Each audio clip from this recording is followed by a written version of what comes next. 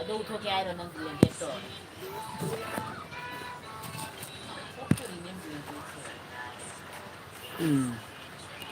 ꯁꯨꯝ ꯎꯊꯣꯛꯇꯕꯤꯗ ꯇꯧꯅꯦ ꯃꯝꯃꯝꯅ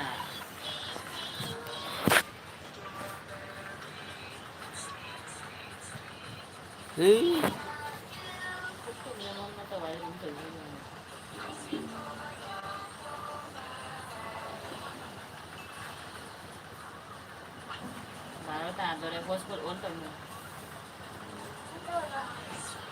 ꯅꯦꯠ ꯂꯣꯏꯔꯦꯅꯦ ꯕꯕꯥꯗꯩ ꯍꯣꯠꯁꯄꯣꯠ ꯂꯧꯗꯣꯏꯅꯦ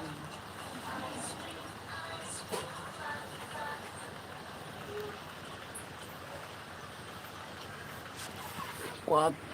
ꯃꯀꯨ ꯃꯌꯥꯝ ꯂꯥꯛꯑꯣꯍꯦ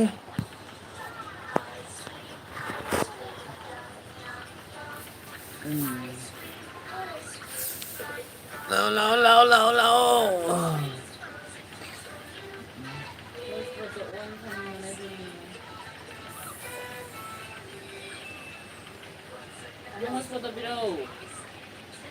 ꯍꯣꯠꯁꯄꯣꯠꯇꯣ ꯉꯥꯛꯇꯪ ꯄꯤꯔꯛꯎꯅꯦ ꯄꯤꯔꯛꯀꯦ ꯉꯥꯏꯈꯣ ꯕꯕꯥ ꯍꯩꯃꯥ ꯍꯣꯠꯁꯄꯣꯠ ꯄꯤꯔꯛꯎ ꯍꯔꯦ ꯀ꯭ꯔꯤꯁꯅ ꯍꯔꯦ ꯀ꯭ꯔꯤꯁꯅ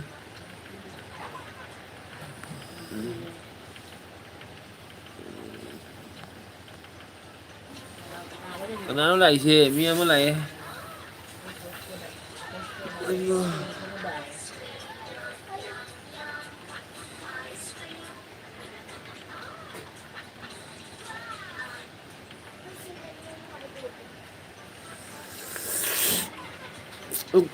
ꯀ꯭ꯋꯥꯗꯨꯗꯤ ꯕꯤꯇꯤ ꯅꯪ ꯃꯣꯟ ꯄꯤꯔꯛꯎꯔꯣ ꯀ꯭ꯋꯥ ꯄꯤꯔꯣ ꯃꯣꯟꯗꯤ ꯃꯣꯟ ꯄꯤꯔꯣ ꯁꯤ ꯍꯣꯡꯗꯣꯛꯑꯣ ꯁꯤ ꯍꯥꯟꯅ ꯍꯣꯡꯗꯣꯛꯄ ꯄꯤꯔꯛꯀꯦ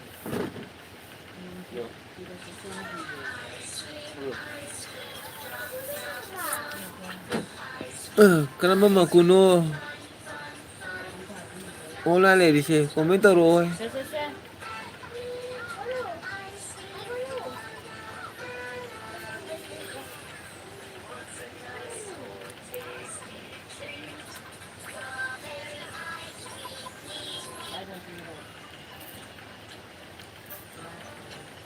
ꯂꯥꯏꯛ ꯇꯧꯔꯝꯃꯣ ꯂꯥꯏꯛ ꯂꯥꯏꯛ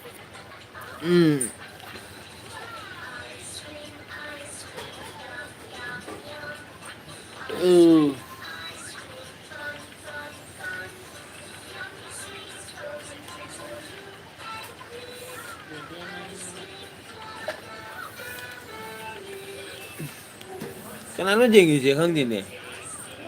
ꯃꯣꯟ ꯄꯤꯔꯛꯑꯣꯁꯦ ꯀꯣꯃꯦꯟꯒ ꯇꯧꯔꯛꯇꯦꯅꯦ ꯀꯅꯥꯅꯣ ꯀꯣꯃꯦꯟ ꯇꯧꯔꯣ ꯀꯅꯥꯅꯣ ꯃꯤ ꯑꯃ ꯂꯩꯌꯦ ꯀꯅꯥꯅꯣ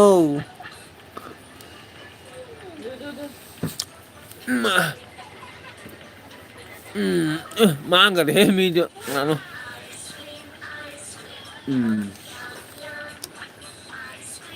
ꯈꯜꯂꯤꯅꯦ ꯕꯦ ꯆꯥꯎꯈꯠꯂꯣ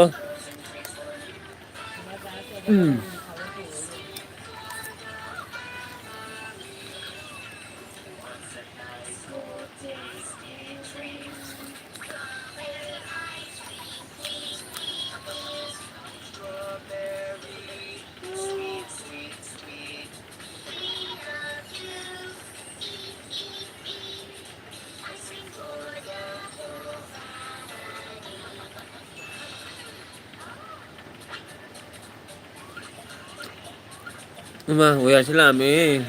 ꯑꯥꯔꯖꯦ ꯄ꯭ꯔꯣ ꯋꯦꯌꯔꯁꯤ ꯋꯦꯜꯀꯝ ꯋꯦꯌꯔꯁꯤ ꯂꯥꯏꯛ ꯄ꯭ꯂꯤꯁ ꯍꯥꯏꯗ ꯂꯥꯏꯛ ꯄ꯭ꯂꯤꯁ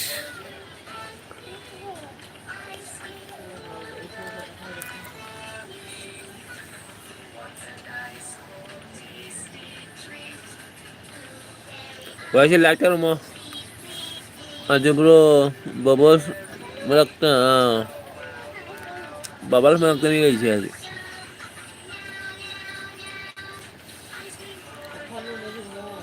ꯊꯦꯡꯀ꯭ꯌꯨ ꯂꯥꯏꯛ ꯇꯧꯕꯩꯗꯃꯛꯇ ꯑꯃ ꯋꯦꯌꯔꯁꯤ ꯍꯌꯦꯡꯗꯤ ꯑꯣꯐ ꯐꯥꯔꯁ ꯂꯥꯏꯛ ꯕ꯭ꯔꯣ ꯉꯁꯥꯏ ꯃꯩꯇꯩ ꯑꯥꯔꯖꯦ ꯂꯥꯏꯛ ꯗꯟ ꯀꯥꯏꯅ ꯂꯥꯏꯛ ꯇꯧꯔꯁꯨ ꯂꯥꯏꯛ ꯗꯟ ꯂꯥꯏꯛ ꯂꯥꯛꯇꯦ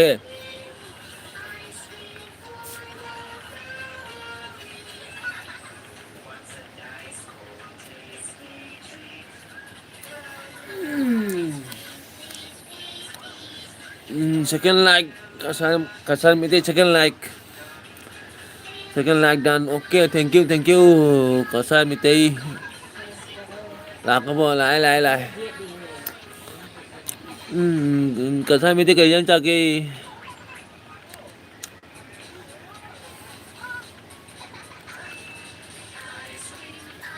bây giờ ta phải luôn nè khara. Ada perlu pas ni dah ada. Bây giờ hôm lại cái nào kari hijang chage ngasi cái hijang chai no ko ibo ai kechi ni chare da ngasi kechi thong ba makhana phulam ngani ngasi kechi chai che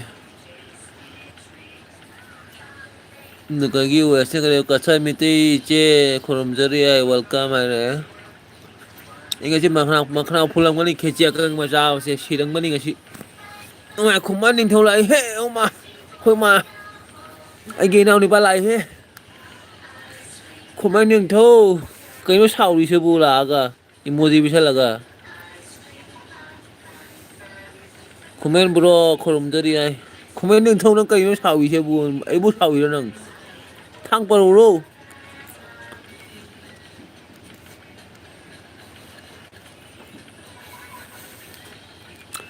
cái cả sao mình tên là cái ba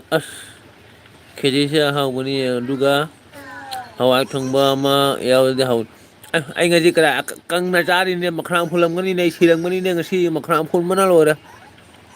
isinga joli ni khechi akang bani na do gi kang au ka nim jaw de cha thala mani ngasi ni upai lai tia no ba wa si cái yang chang cái ai được cái không biết là ngày mà bố sẽ lột tổ bông rồi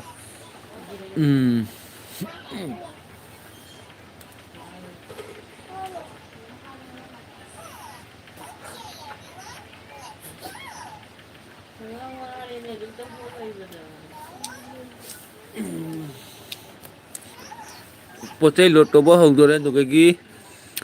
Kumain na kaya ba che we asi an no sang do we asi na kaya ba kumain bro kari mathal chage ngasi ai do gi kumain na shoburi gangshu ai do gi wa sin aja bro kari chari no thom da kwa chari ne we asi do gi ka char mi de kaya ba prince ai na khom da ra thang thong ma thang no kumain na kaya ba da Thangzhou Pukchel Seng da bani ai da Thangzhou Pukchel Seng da bani cái đâu là cái này nè cái Seng da cái này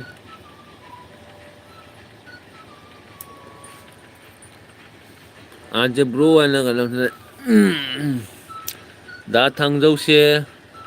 Pukchel Seng da bani ai no san da cái wasin आज bro anh da cái comment nó cái ba ngasi di kanam ko cô bia nu cô ai cây cái nó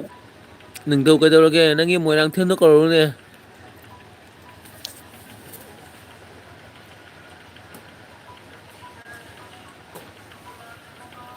mùi đang thương cầu đâu đừng thâu mùi đang thương cầu đâu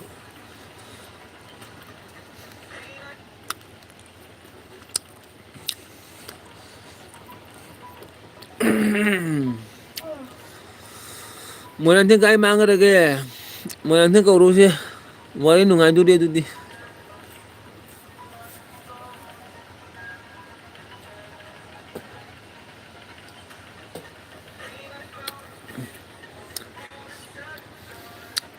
cái hẹn yêu pung cái mà khai da LB lấy cô lạc ta bắt da thằng đâu không bro không ai đừng thâu ấy pung tên mà khai da không có tiền nè đã thằng đâu udah pung ai garo pung em mà bu lấy bây giờ kumai pung ani bu lấy bây giờ kumai là không có tiền để pung tiền tờ năng sào nuôi đừng thâu năng bu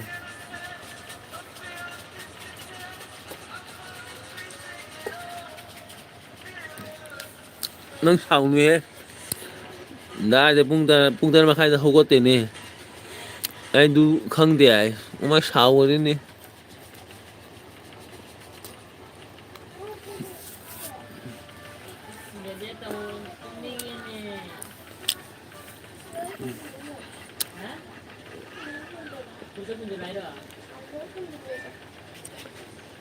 ꯗꯥꯁꯦ ꯄꯨꯡ ꯀꯔꯥꯏ ꯃꯥꯄꯟꯗ ꯍꯧꯒꯠꯂꯤꯌꯦ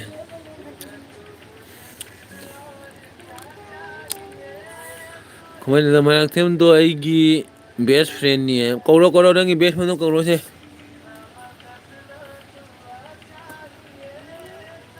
ꯅꯪꯒꯤ ꯕꯦꯁ ꯐ꯭ꯔꯦꯟꯗꯣ ꯀꯧꯔꯣ ꯃꯣꯏꯔꯥꯡꯊꯦꯝꯗꯣ ꯀꯧꯔꯣ ꯇꯅꯨ ꯏꯆꯦꯁꯨ ꯀꯧꯔꯣ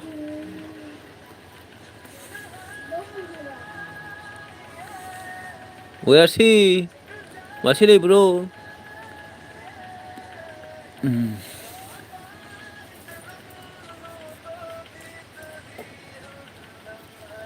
ꯅꯪꯒꯤ ꯑꯦꯜꯕꯤ ꯀꯩꯗꯧꯔꯒꯦꯅꯦ ꯅꯤꯡꯊꯧ ꯅꯪ ꯄꯨꯡ ꯀꯔꯤ ꯍꯥꯏ 11 ꯊꯥꯕ ꯅꯪꯒꯤ ꯑꯦꯜꯕꯤ ꯀꯩꯗꯧꯔꯒꯦ ꯉꯁꯤ ꯊꯥꯗ ꯃꯥꯅꯤ ꯅꯪ ꯈꯨꯃꯟ ꯀꯔꯤ ꯍꯥꯏꯕ ꯀꯊꯥ ꯃꯤꯊꯩꯅ ꯀꯔꯤ ꯍꯥꯏꯕ ꯈꯨꯃꯟ ꯀꯧꯔꯛꯑꯣ ꯍꯥꯏ ꯑꯗꯨꯗꯒꯤ ꯈꯨꯃꯟꯅ ꯀꯔꯤ ꯍꯥꯏꯕ ꯇꯅꯨꯒꯤ ꯑꯦꯜꯕꯤ ꯂꯩꯔꯤꯌꯦ ꯇꯅꯨ ꯏꯆꯦ ꯑꯦꯜꯕꯤ ꯊꯥꯔꯤꯕꯣ ꯍꯥꯏꯕ ꯑꯗꯨꯗꯒꯤ ꯈꯨꯃꯟꯅ ꯀꯔꯤ ꯍꯥꯏꯕ ꯉꯁꯤ ꯂꯩꯇꯦ ꯍꯥꯏ ꯑꯗꯨꯒ ꯋꯤꯌꯥꯁꯤꯅ ꯑꯩ ꯂꯩ ꯍꯥꯏ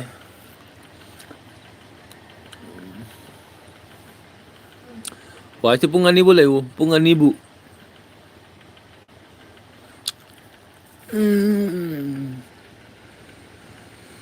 ꯉꯁꯤ ꯅꯤꯡꯊꯧ ꯀꯩ ꯏꯟꯁꯥꯡ ꯆꯥꯒꯦ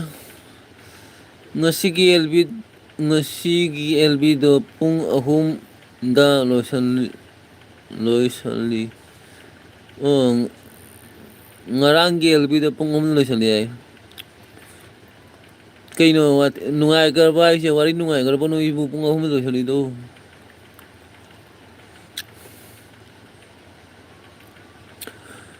Kanano, this message is the help for review. Kanano message kasali siya.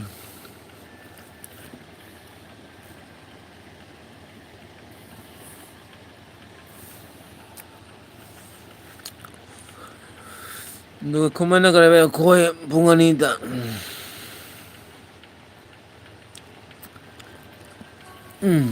Hoy ning thâu thang bay đâu rồi đang buổi này ha. Lại chlu nó cái gì nè. Thang qua đâu rồi? Ning thâu thang qua đâu rồi?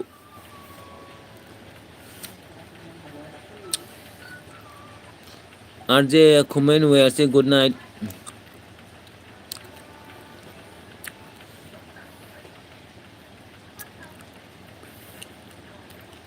Mi mari sure tumu ai.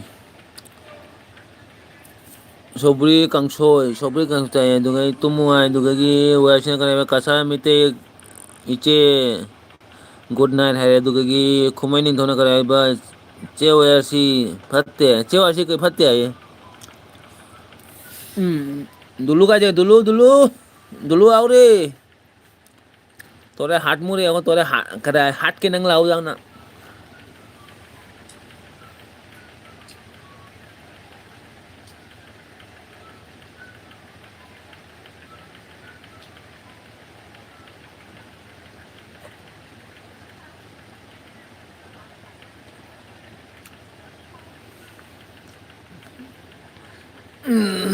Nuga kare oma ije ta khala mene ai su la ye.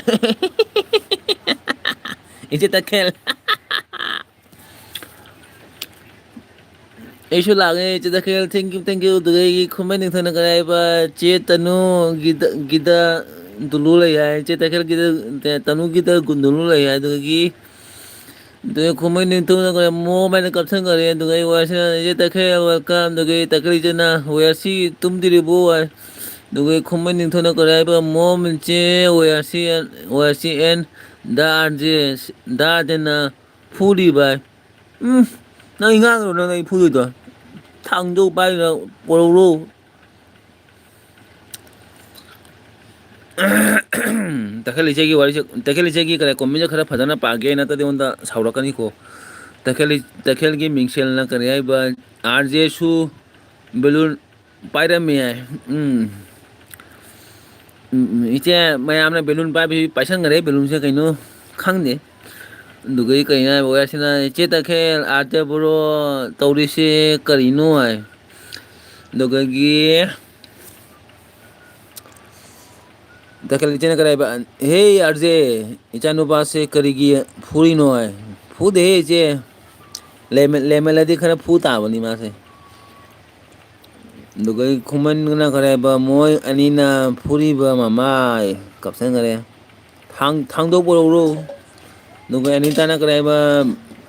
ꯕꯦꯂꯨꯟꯁꯦ ꯃꯌꯥꯝ ꯄꯥꯏꯔꯦ ꯍꯥꯏ bubbles ꯃꯌꯥꯝ ꯄꯥꯏꯔꯦ ꯑꯗꯨꯗꯒꯤ ꯑꯣ ꯌꯥꯁꯤꯅ ꯀꯔꯤ ꯈꯨꯃꯟ bro ꯍꯥꯏꯅ ꯉꯛꯀꯔꯦꯅꯦ ꯋꯥꯔꯁꯤꯅ ꯑꯗꯨꯒ ꯏꯆꯦ ꯑꯅꯤꯇꯥ ꯋꯦꯜꯀꯝ ꯑꯗꯨꯒ ꯈꯣꯃꯩ ꯅꯤꯡꯊꯧꯅ ꯀꯔꯤ ꯍꯥꯏꯕ ꯆꯦꯇꯣꯟ ꯍꯥꯏꯅ ꯅꯨꯡꯁꯤꯈꯔꯦ ꯆꯦꯇꯣꯟ ꯑꯗꯨꯒ ꯏꯆꯦ ꯑꯅꯤꯇꯥ ꯀꯔꯤ ꯃꯊꯦꯜ ꯆꯥꯒꯦ ꯉꯁꯤ ꯑꯗꯨꯒ ꯈꯣꯝꯃꯤꯟ ꯅꯤꯡꯊꯧꯅ ꯀꯔꯤ ꯍꯥꯏꯕ ꯆꯦ ꯋꯦꯌꯔꯁꯤꯅ ꯁꯨ ꯐꯨꯔꯤꯕ ꯍꯥꯠꯂꯨꯔ ꯅꯪ ꯑꯩꯅꯗꯤ ꯑꯗꯨꯗꯒꯤ ꯏꯆꯦ ꯇꯈꯦꯜꯅ ꯀꯔꯤ ꯍꯥꯏꯕ ꯑꯥꯔꯖꯦꯁꯦ ꯕꯦꯂꯨꯟ ꯀꯌꯥꯈꯛ ꯄꯥꯏꯔꯤ ꯑꯗꯨ ꯊꯤꯔꯤꯅꯤ ꯍꯥꯏ ꯑꯗꯨꯒꯒꯤ ꯑꯅꯤꯇꯥ ꯏꯆꯦꯅ ꯀꯔꯤ ꯍꯥꯏꯕ ꯋꯦꯌꯔꯁꯤ ꯁꯦꯕꯣꯠ ꯊꯣꯡꯉꯤ ꯍꯥꯏ ꯁꯦꯕꯣꯠꯀꯤ ꯃꯅꯝꯅ ꯋꯥꯏ ꯆꯥꯏꯔꯝꯃꯅꯤꯅꯦ ꯏꯆꯦ ꯉꯁꯤ ꯑꯅꯤꯇꯥ ꯑꯗꯨꯒ ꯏꯆꯦ ꯇꯈꯦꯜ ꯅꯣꯛꯁꯟꯈꯔꯦ ꯊꯤꯕ ꯀꯔꯤ ꯏꯆꯦ ꯇꯈꯦꯜ ꯊꯤꯕ ꯂꯣꯏꯔꯛꯄꯗ ꯇꯨꯝꯃꯒꯦ ꯍꯥꯏ ꯑꯗꯨꯒꯒꯤ ꯋꯦꯌꯔꯁꯤꯅ ꯀꯔꯤ ꯍꯥꯏꯕ ꯏꯆꯦ ꯑꯅꯤꯇꯥ ꯑꯩꯅ ꯍꯥꯎꯔꯅꯤ ꯍꯥꯏ ꯑꯗꯨꯒꯒꯤ ꯋꯦꯌꯔꯁꯤꯅ ꯏꯆꯦ ꯑꯅꯤꯇꯥ ꯍꯧꯔꯅꯤ ꯍꯥꯏ ꯑꯗꯨꯒ ꯑꯅꯤꯇꯥ ꯏꯆꯦꯅ ꯀꯔꯤ ꯍꯥꯏꯕ ꯋꯦꯌꯔꯁꯤ ꯅꯪꯗꯤ ꯀꯔꯤ ꯍꯤꯟꯖꯥꯡ ꯆꯥꯒꯦ ꯍꯥꯏ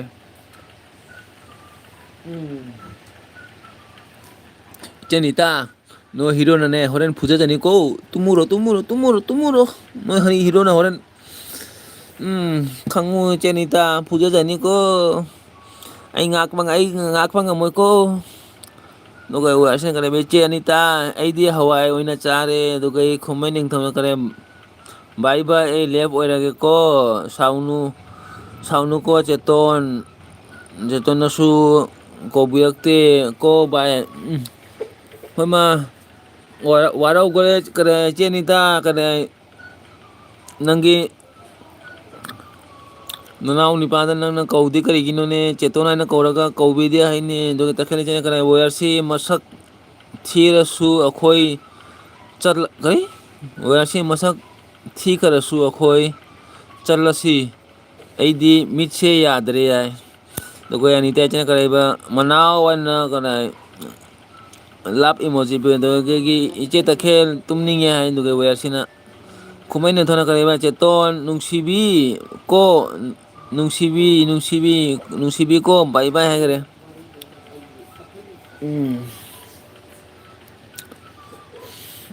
ꯈꯨꯃꯟ ꯅꯤꯡꯊꯧꯅ ꯀꯔꯤ ꯍꯥꯏꯕ ꯆꯦꯇꯣꯟ ꯅꯨꯡꯁꯤꯕꯤ ꯀꯣ ꯕꯥꯏ ꯕꯥꯏ ꯑꯗꯨꯒ ꯑꯅꯤꯇꯥ ꯏꯆꯦꯅ ꯀꯔꯤ ꯍꯥꯏꯕ ꯃꯅꯥꯎ ꯒꯨꯗ ꯅꯥꯏꯠ ꯍꯥꯏ ꯃꯅꯥꯎ ꯅꯪ ꯇꯨꯝꯈ꯭ꯔꯣ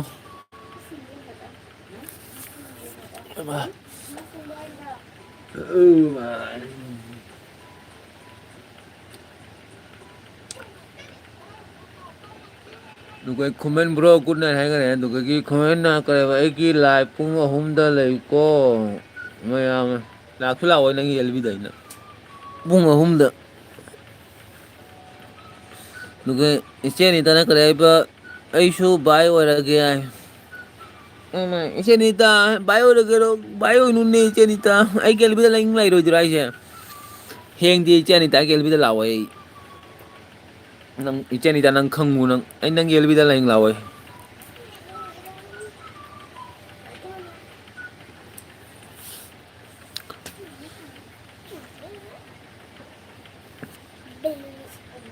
ꯏꯆꯦ ꯑꯅꯤꯇꯥꯒꯤ ꯑꯦꯜꯕꯤꯗ ꯂꯥꯛꯑꯣꯏ ꯍꯌꯦꯡ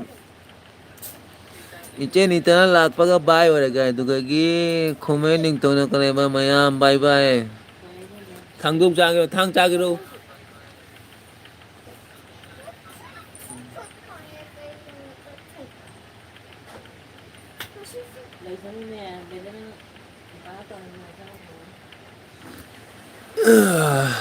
ꯑꯗꯨꯒ ꯋꯦꯌꯔꯁꯤꯅ ꯀꯩꯅꯣ ꯇꯧꯏꯁꯦ ꯋꯦꯌꯔꯁꯤ ꯀꯩꯗꯧꯔꯤꯅꯣ ꯇꯧꯔꯤꯁꯤꯕꯨ ꯏꯃꯣꯖꯤꯅ ꯕꯤꯛ ꯊꯟꯈꯔꯦ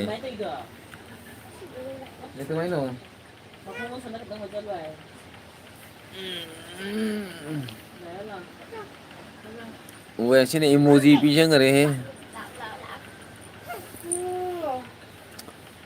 ORC kita isi re. Itu auto emoji di show kita isi.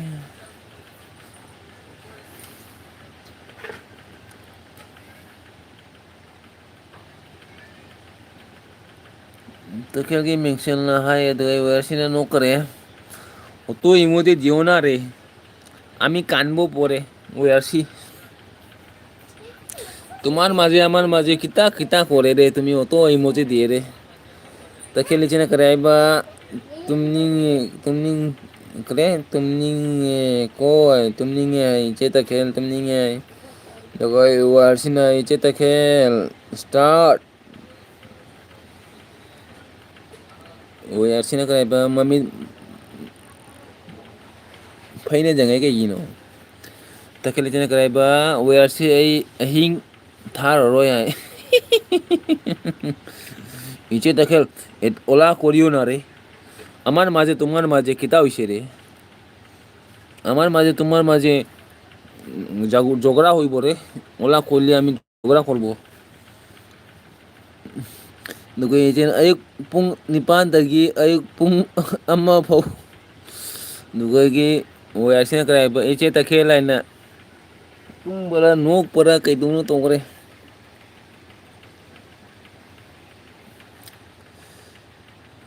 इसे तखल आमी 12টা বাজে ছাড়ছে রে তুমি আমার লগে ঝগড়া করিও না রে আমি ঝগড়া করতে ভালো পাই না রে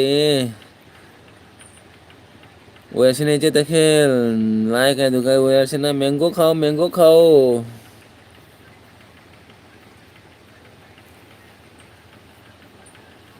इसे तखल मैंगो पिजो है ওয়াসি इसे तखल ছাও করে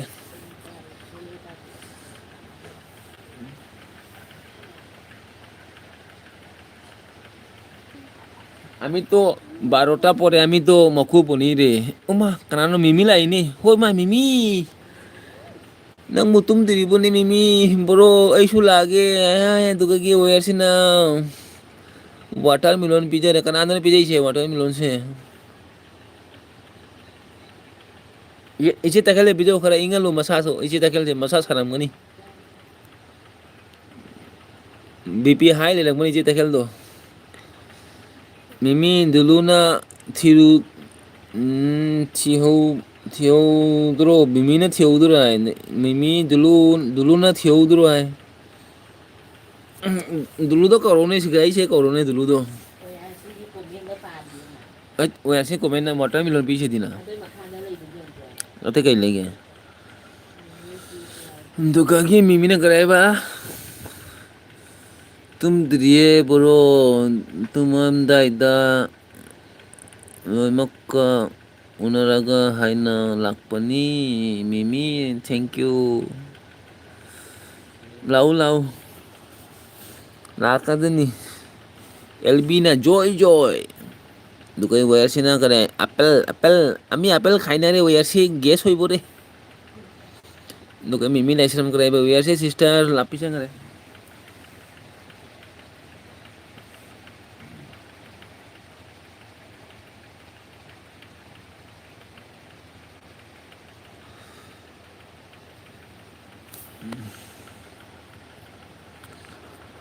कमेंट करो रे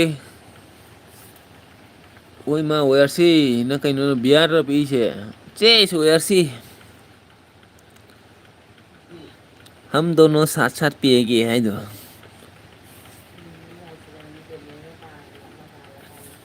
मिमी लाइसम ना है दुलु दो चे तनुगी युमदा ले रहुरी है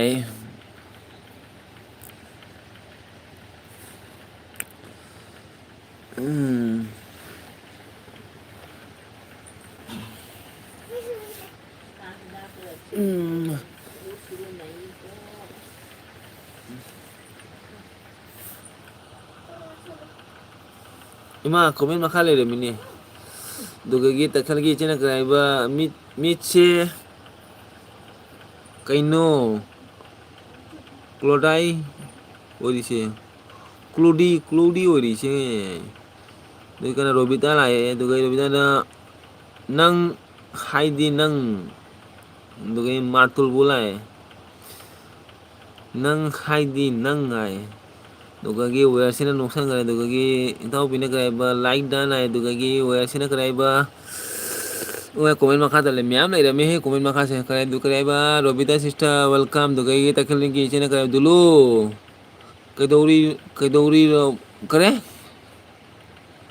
khangau nang lai duai dulu khangau drobo nang lai duai mimi ai mimi nai ba bro pung kaya ada duty le ka ge ai pung 11 ka duty kai mimi duga gi takhel ki mingsil chena ka robita tung dribo ai duga gi itau bina oyarsi khusa mareng chatle ai ama kai gino onda ka martul ka pira ka nuko ki jai he dugai tao mina kare ORC ai dugai ORC na kare Robita sister kari gino ai on the heart lagi hai ni mai se dugai tao mina che ta khel tumning diri eigi LB matamda nahak uirure ai uigani nang ai khangi ba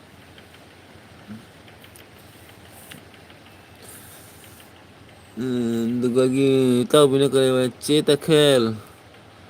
tumning diri aigi LB matamda nahak uirure ai ngasi pung ahum bu thage kana lagi jengge na khong ngasi pung ahum bu thage noi kana lagi jengge duga mimi na kare ai ba cheta khel duluna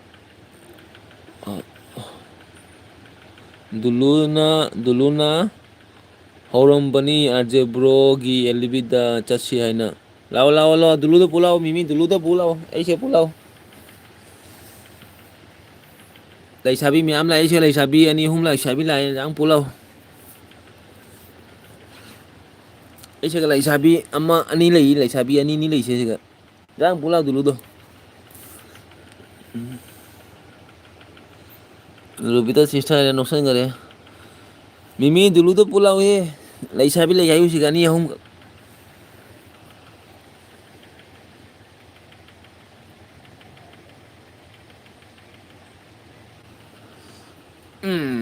logo वैसे ना मिमी sister करी मथल चागे नसी आई करी मथल चागे मिमी नंग RJ bro ना नुकसान करे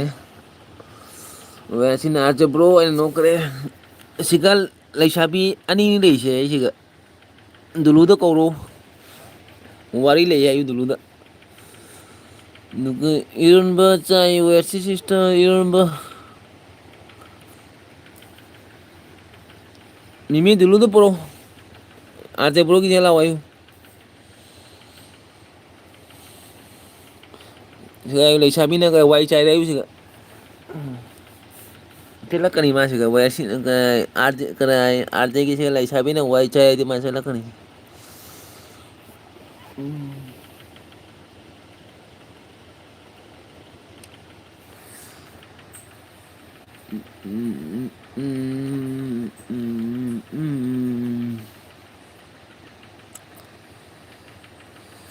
Komen lep करे मैं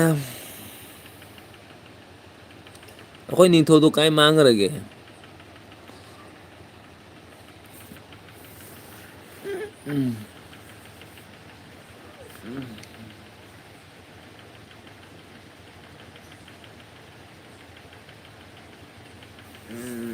Mimina gray ba bro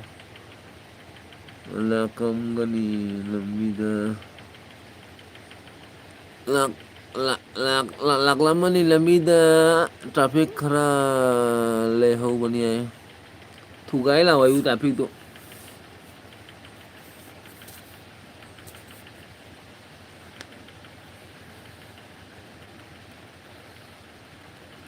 traffic to kala thu gai la wai ambulance ne la wai ma to ai gi ambulance ki gari jang tharu wai la wai Nugagi mimi le sam kare WRC ai na noksan kare mimi to kare mimi jang karo dulu jang karo lai sabi loi ma kare ni jang karo bakhang lai tadi lai sabi lai la sa kanan di jang karo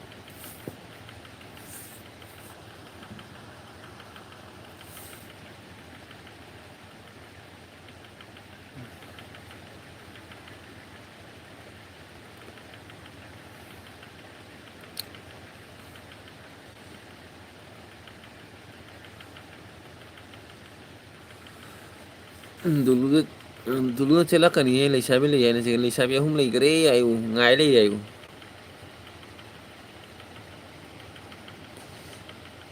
nangi damakta ngai le ri dulu nangi damakta Lisa bi ngai le ri ayu celakkan ini mak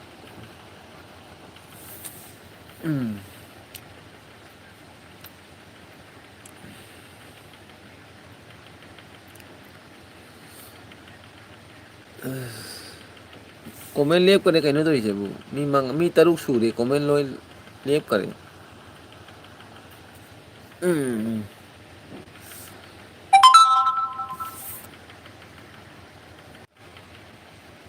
uh dami na kare ba LB peleware nungalam na dagi mit pang basina haji khobu mitse sengbang sangdare taurise wali nang layu wali nang duga mimine kare ba mi ingonda kai gai kri mi ingonda kai gai karam ga leo bani mi kaina karam leo bani mado engang do kaino ai ji du cara penje kaino baro pung baro ta lai sina cara penje aje kaino taurise nangsu maku oire olabo maku olani ne noigi matamse noigi LB matamse ina taudabanina maku olene noigi LB se pung tara degi haubadana pung mapan tara bu laine LB se adu tamada pung baro gi maku olini nugi itaw pina kare beche penje LB pele pen gani nugi cara penje like dana no asini che penche welcome dungi robitana kare betao nang kin chadro bani ai pung baro to ini kanamo anda warau ba yate ko pung baro dani LB to rise kanamu warau ba yade takel jan ai yade ko ai tumme dugagi cara penje robita ai RJ uboda LB thaga daba ikai re ikai kadani वैसे ना RJ bro I मिट उधर आई लोगे मिमी ने करे bro I the bye और आगे हैंग आई थबक अमुक कादुनी आई जो थबक कादुनी मिमी नंग कंद कादु आई जो कादुनी ने दुगे की चाने पेंजे ने करे बा रोबिता तसिंग ना पेले पेनिंग गनी एलबी तोनिंग ब्रो एलबी तोनिंग मदी तौता बा समाइना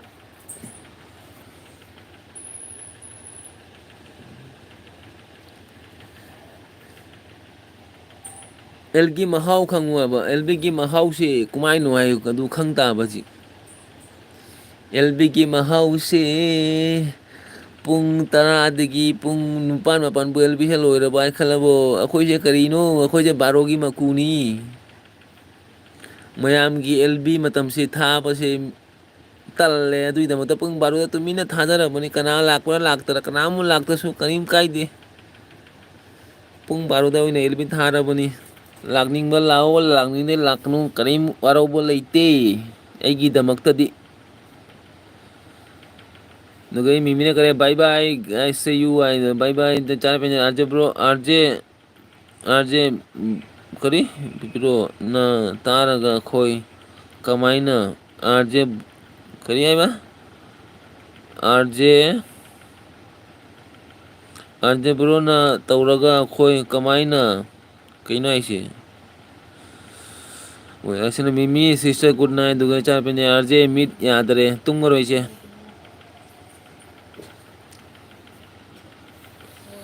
तुम तुनी गमी तुमो लागनिंग माली मी लाकनी तुमनी गमी तुमो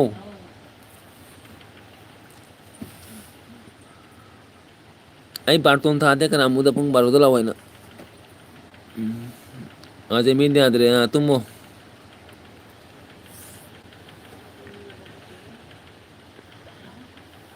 আমার মা সিধা আইন দোকান ব্রো ꯂꯥꯛꯅꯤꯡꯕ ꯃꯤ ꯂꯥꯛꯀꯅꯤ ꯂꯥꯛꯅꯤꯡꯕ ꯃꯤ ꯂꯥꯛꯀꯅꯨ ꯑꯩ ꯀꯅꯥꯉꯣꯟꯗ ꯕꯥꯔꯇꯣꯟ ꯊꯥꯗꯦ ꯄꯨꯡ ꯕꯥꯔꯣꯗ ꯑꯩꯒꯤ ꯑꯦꯜꯕꯤꯗ ꯂꯥꯛꯑꯣꯅ ꯏꯇꯥꯎ ꯇꯨꯝꯃꯣ ꯂꯣ ꯄ꯭ꯔꯦꯁꯔ ꯑꯣꯏꯔꯅꯤ ꯅꯣꯏ ꯇꯥꯔ ꯄꯦꯟꯖꯅ ꯋꯦꯌꯔꯁꯦ ꯒꯨꯗ ꯅꯥꯏꯠ ꯑꯗꯨꯗꯒꯤ ꯔꯣꯕꯤꯅꯥꯅ ꯃꯤꯃꯤ ꯒꯨꯗ ꯅꯥꯏꯠ ꯑꯗꯨꯗꯒꯤ ꯄꯦꯟꯖꯩꯅ Robita good night good night ꯑꯩꯁꯨ ꯒꯨꯗ ꯅꯥꯏꯠ ꯍꯥꯏꯔꯒꯦ ꯇꯥꯔ ꯄꯦꯟꯖꯩ ꯇꯨꯝꯃꯣ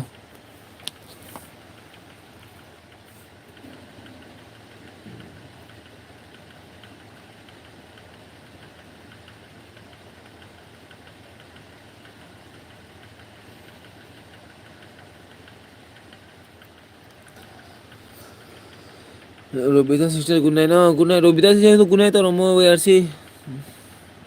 tumalo ani tumalo penjaiga dugagi Robita ka tumalo ayuktigi elbi jawbonina waramani tumalo anise dugagi kadaiba iche penjai good night dugagi iche pemcha lai iche ai tumdiriko oh iche nang tumningabo mayam tumninge haye aidi barton thade kanamuda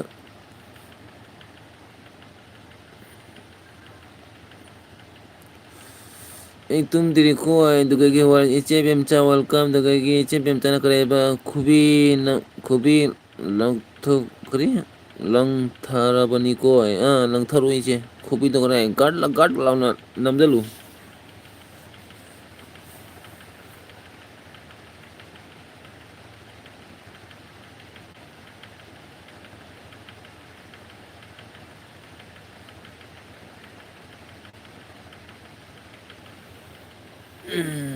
दुगगी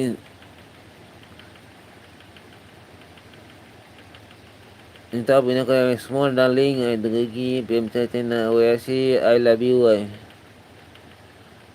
akwai da su kara wa I love you hay rauna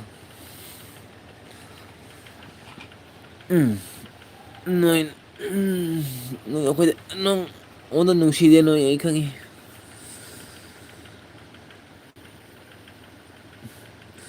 ije beamcha love you too ay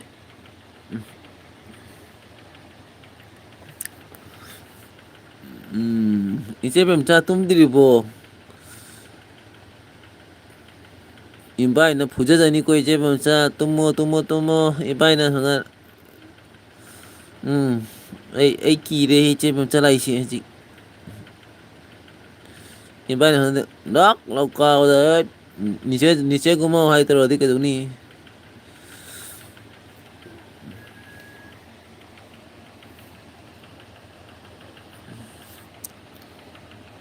tumning de ai ije beamcha tumning de ai ibai na hanga garam taro di ije gotu na pam to dani ko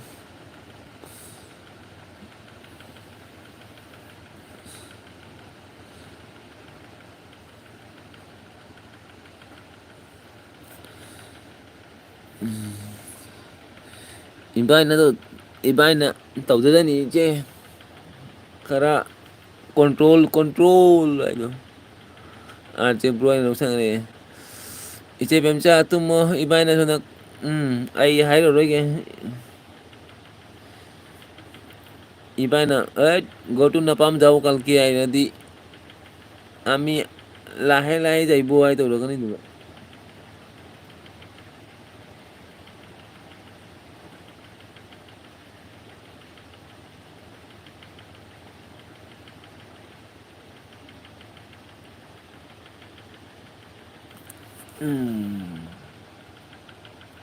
comment kai no comment nai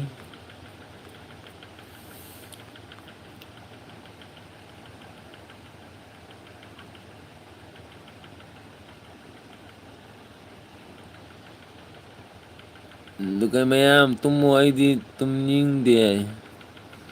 ije bemcha kana sangi ai no tumo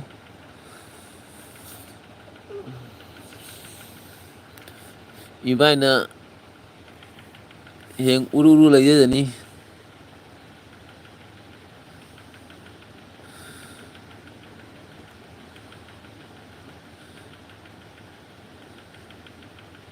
nang dam LB da ngau ro buai na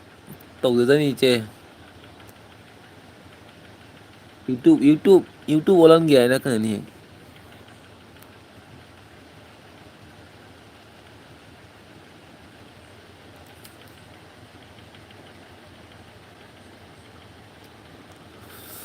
이빠도 선하기 그래 성인이고 이제 맴자 이빠다 그나무 sumana sok bang mo ipada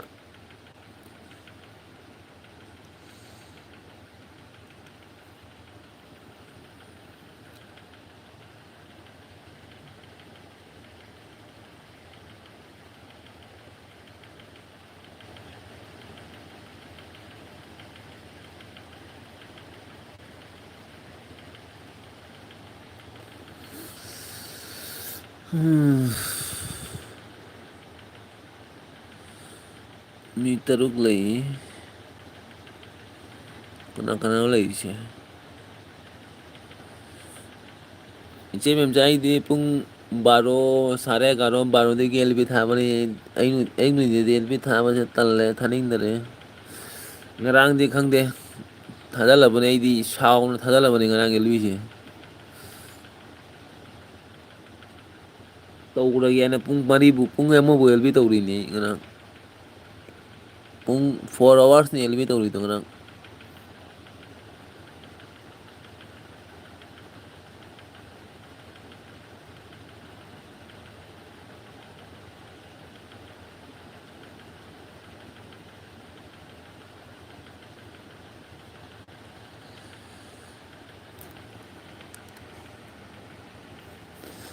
Karena mayam sa kare on de le loi tum ra ba ise hello maku komento ro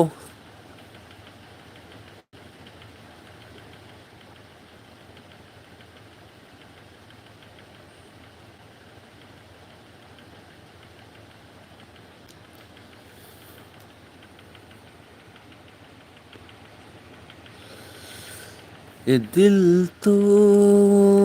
मिला है सिर्फ तुमसे प्यार करने के लिए ये आंखें मिला तुम ꯅꯨꯡꯁꯤ ꯅꯪꯕꯨ ꯀꯥꯏꯗ ꯂꯩꯒꯦ ꯎꯕ ꯐꯪꯗꯔꯦ ꯅꯪꯕꯨ ꯀꯥꯏꯗ ꯂꯩꯒꯦꯅꯦ ꯑꯩ ꯀꯩꯁꯥꯝꯄꯥꯠꯇ ꯂꯩꯍꯦ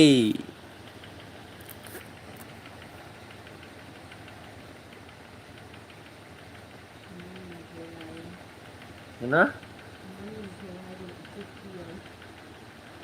ꯏꯆꯥꯅꯨꯄꯤ ꯑꯩꯒꯤ ꯑꯦꯜꯕꯤꯗꯅ ꯇꯨꯝꯅꯤꯡꯉꯦ ꯍꯥꯏꯕ ꯅꯠꯇ꯭ꯔꯥ ꯑꯣ ꯃꯥꯏ 이제 뱀자 떨어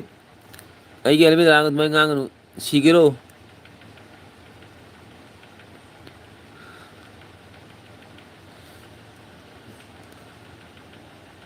이게 엘비드 나 있잖아 비 이게 엘비드나 tumningi haiba natraga haina sawag laine tawro na ngayon na di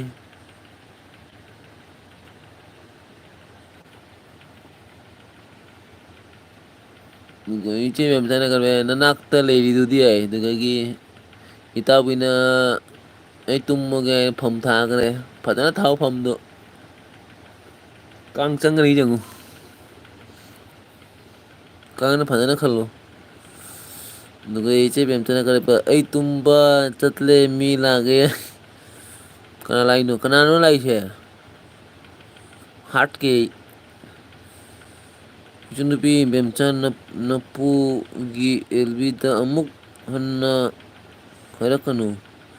tumninge haina koi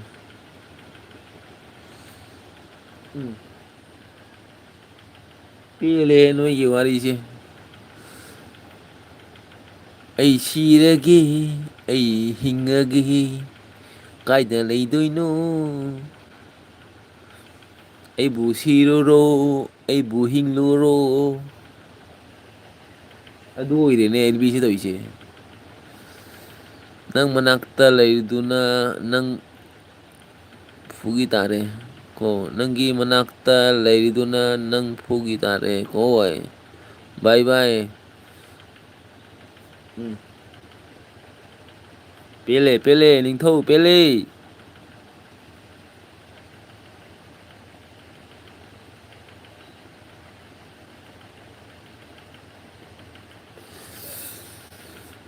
दुगई कना करेबा हितामिना प्रिंस हाइना कप करे दुगई इचे बेमतना बाय बाय इचे वना बाय बाय हाइरो ना निंथौदा बाय बाय हाइरो दुगई इतामिना ga pele loisaloi oi dumai hairаккану ko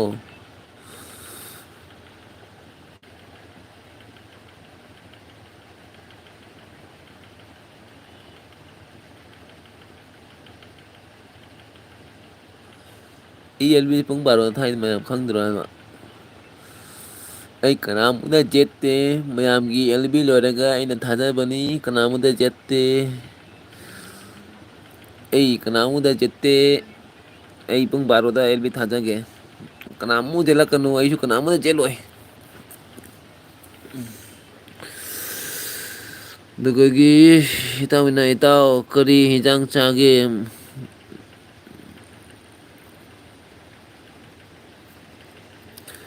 करीदंग चागे हायरगा दना सोंदा पुलाई मागी गनाय खुलाई पुलाई निमो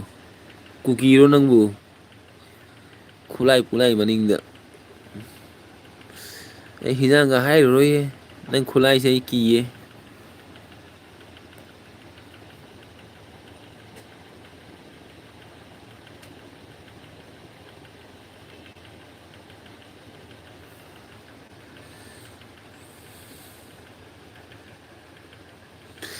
निंथौ बाबू कोई गेलो रे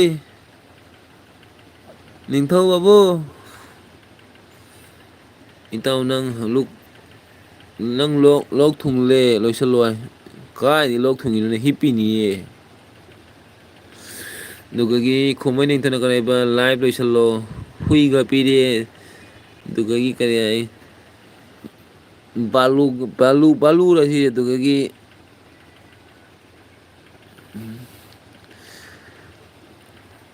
करिया दुगगी mana pireshe kainone pireshe monkey kare khogi kare bon manuga dugi tirga thilale itaw nang ai gel bi loisan ba phau ba jaw bro jaw de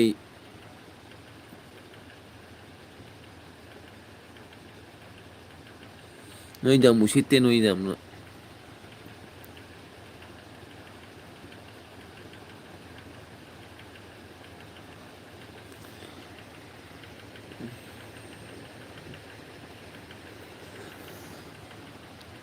nang kadai chaluge aya kadai america da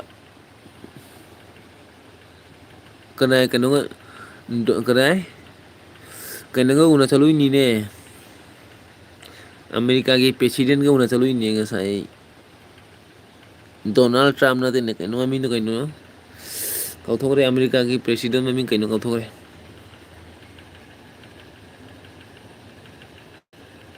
mang ngasi khara meeting to rui el khoi LB maram da kai to sino mai to sino LB ja loi sala siro haina america ga president ga chana una rui ni ga sai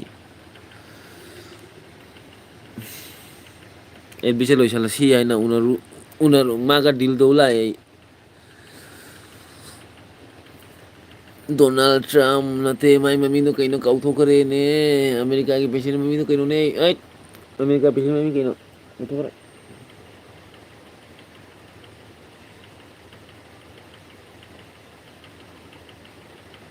ORC, hello ORC lay bro. Oi mami ni tare ramine si de he pele he LB.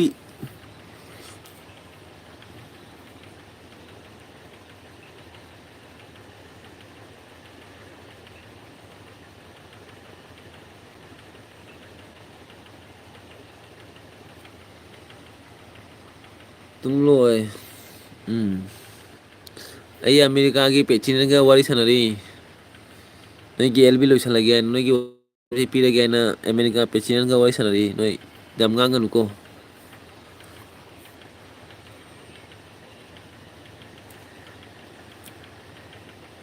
Noi gi was time se kumai loi san doi noi nei khali nei ai khan ma da ware ne adui damakta America gi president ga khara wari sanage khara meeting tawruge dugai deal khara tawruge kumai kari tawdoi no akhoi gi India gi YouTuber sing se kumai na kari grow idune khal gai sana Makok sariko.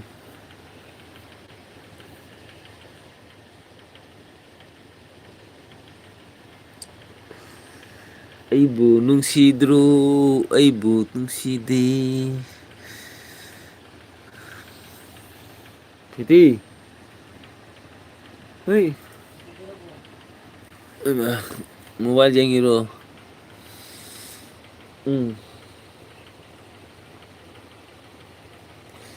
Kena lagi. Mayang komento ro. Where she? Hello, where she? Mangre, loy mangre. No solo ko pele. Pela mani nang LB tamo na pela mani.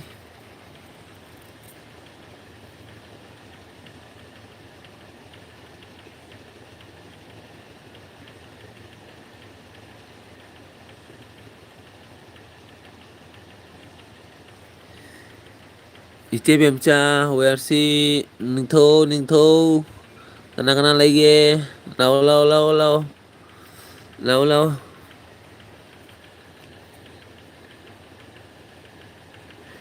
aigi mi ani hum lai su ai wari sanaraga nungai durini kana ne commenter ne ning tau se hat dura keno khang ding si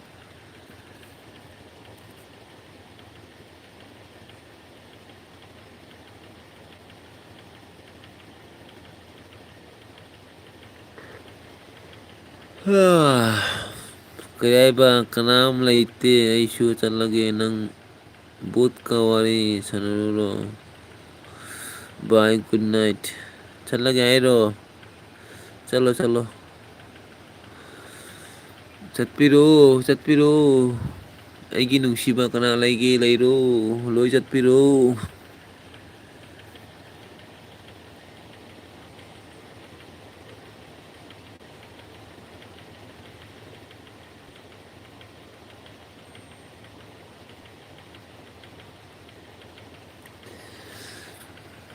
ay ki kare LB lakh pada 8 lakh pura ay ki 8 lakh pura ba price lakh pura ba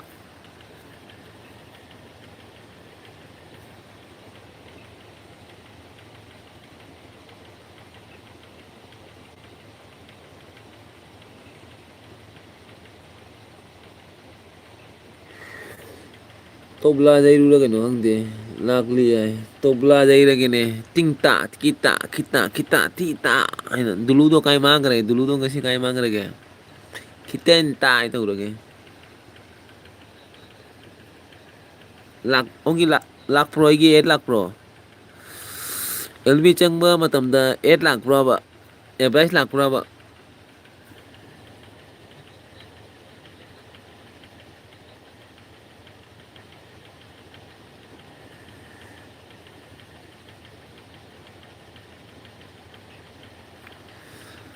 ise bemsa mang re ai di pele ai kanamu lagte ai kapage kanamu lagte gi ai kapage kanamu lagte gi elbida ai gi elbida kanamu lagpide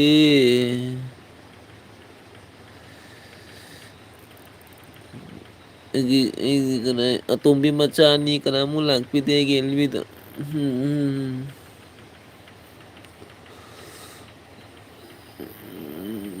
atombi machagi elbida kanamu lagpide ne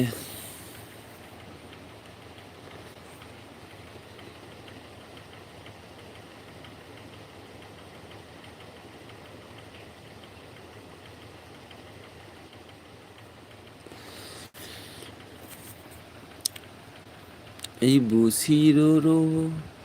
aibu hinguro where si kai mangrege where si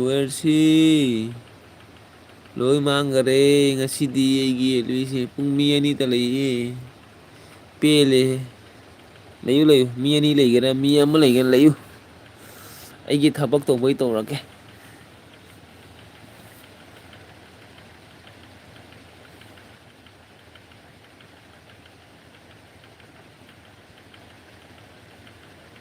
Laiba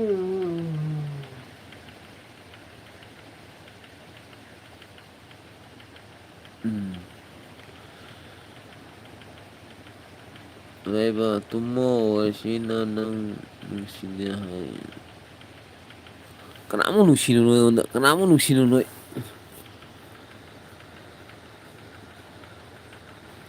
Ai nungsiba pamde aigi nungsiba mayamna phangade aduna aigi tamoidigi bestni kanamu nungsiba onda nungsidu karim kaide aina nungsiba pido adu nungsibagi kare ai aigi nungsibagi kare ai khonjeldo mayamna phangasu aigi damaktadi bestni ko onda nungsidasu karim kaide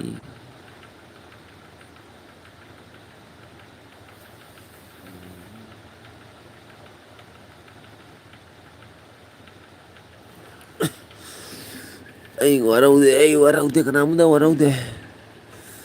pelako elbiga pen gani aba ꯑꯗꯨꯗꯃꯛꯇ ꯃꯌꯥꯝ video ꯊꯥꯡꯒꯠꯂꯣ ꯍꯥꯏꯁꯦ ꯀꯅꯥꯃ video ꯊꯥꯡꯒꯠ ꯂꯣꯏ ꯑꯦꯜꯕꯤꯗ ꯉꯥꯎ ꯂꯩꯔꯦ ꯊꯥꯡꯒꯠꯀꯅꯨ ꯀꯅꯥꯃꯨ ꯇꯧ ꯃꯥꯏ ꯉꯝꯕ ꯇꯧ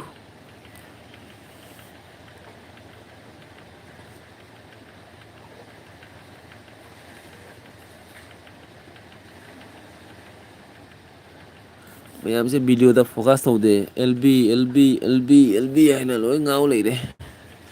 ꯂꯩꯌꯨ subscriber ꯀꯌꯥꯝ ꯂꯥꯛꯀꯦ ꯑꯗꯨ ꯌꯦꯡ ꯇꯥꯕꯅꯤꯅ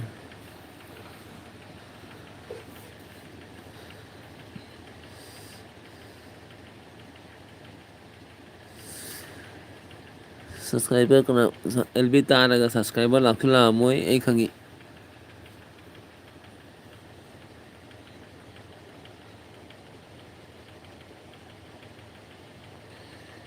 ꯑꯩꯕꯨ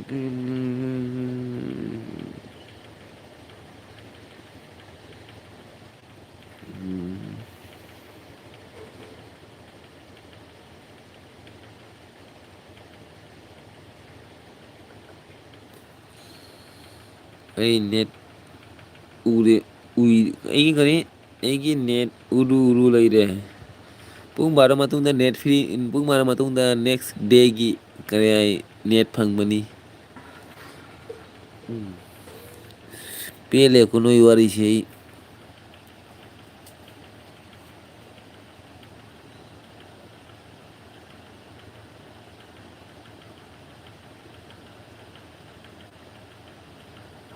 ꯀꯅꯥꯃꯨꯛ ꯀꯣꯃꯦꯟ ꯇꯧꯔꯛꯇꯦꯅꯦ ꯀꯅꯥꯃꯨꯛ ꯀꯣꯃꯦꯟ ꯇꯧꯔꯛꯇꯦ ꯃꯤ ꯑꯍꯨꯝ ꯂꯩ ꯀꯅꯥꯃꯨꯛ ꯀꯣꯃꯦꯟ ꯇꯧꯔꯛꯇꯦ ꯂꯣꯏ ꯃꯥꯡꯈ꯭ꯔꯕ ꯑꯩꯁꯦ ꯉꯁꯤ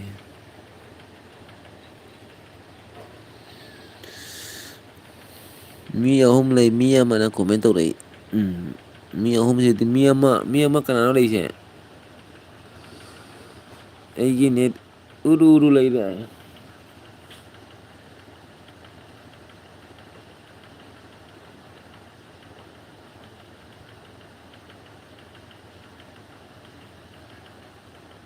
ꯄꯨꯡ ꯕꯥꯔꯣ ꯃꯇꯨꯡꯗ ꯅꯦꯛꯁ ꯀꯔꯤ ꯍꯥꯏ ꯅꯦꯠ ꯐꯪꯒꯗ꯭ꯔꯥ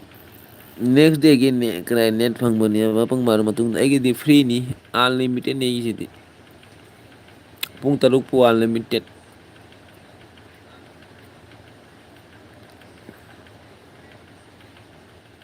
ꯄꯨꯡ 6 ꯐꯥꯎ ꯑꯟꯂꯤꯃꯤꯇꯦꯠ ꯐ꯭ꯔꯤꯅꯤ ꯑꯩꯒꯤ ꯅꯦꯠꯁꯦ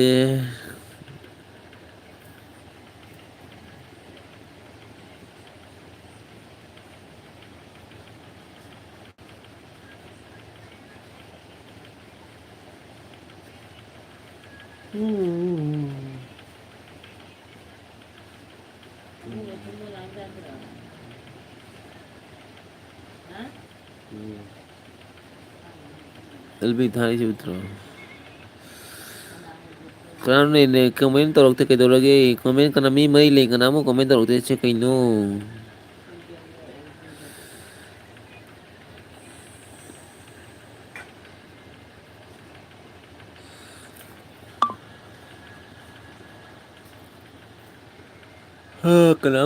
ꯀꯅꯥꯃꯨꯛ ꯀꯣꯃꯦꯟ ꯇꯧꯔꯛꯇꯦꯅꯦ ꯇꯨꯝꯃꯣ ꯒꯨꯗ ꯅꯥꯏꯠ ꯇꯨꯝꯃꯣꯏ ꯑꯩ ꯋꯥꯠꯂꯤ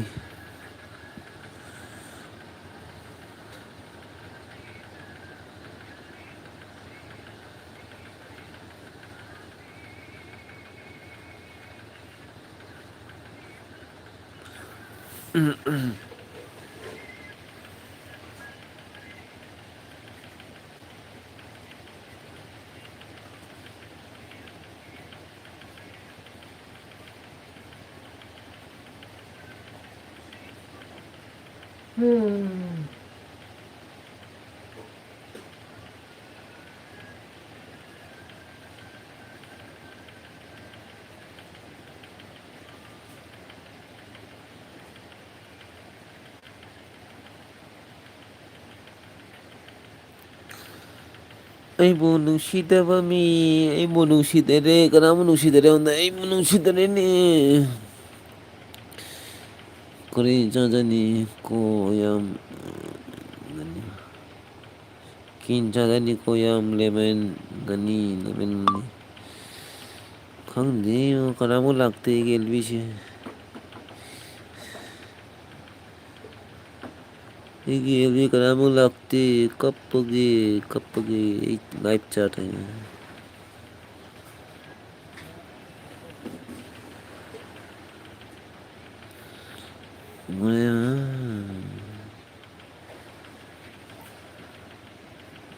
ꯀꯅꯥꯃꯨꯛ ꯂꯥꯛꯇꯦ ꯂꯣꯏꯁꯤꯜꯂꯣꯏ ꯂꯣꯏꯁꯤꯜꯂꯣꯏ ꯂꯥꯛꯇꯁꯅꯨ ꯑꯩꯒꯤ ꯑꯦꯜꯕꯤꯗ ꯀꯅꯥꯃꯨꯛ ꯂꯥꯛꯀꯅꯨ ꯅꯣꯏ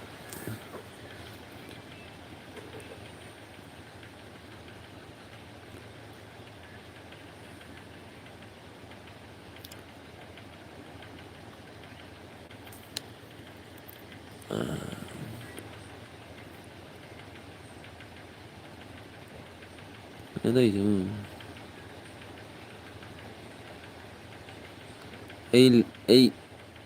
ꯑꯩ ꯀꯔꯤ ꯑꯩ ꯀꯦ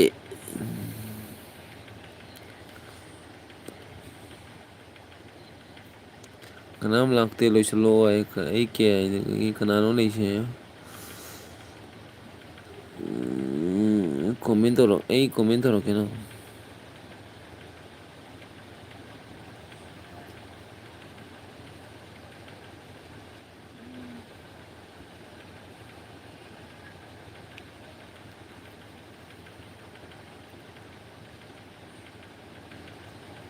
ꯅꯪ ꯑꯦꯜꯕꯤ ꯇꯨꯝꯃꯣ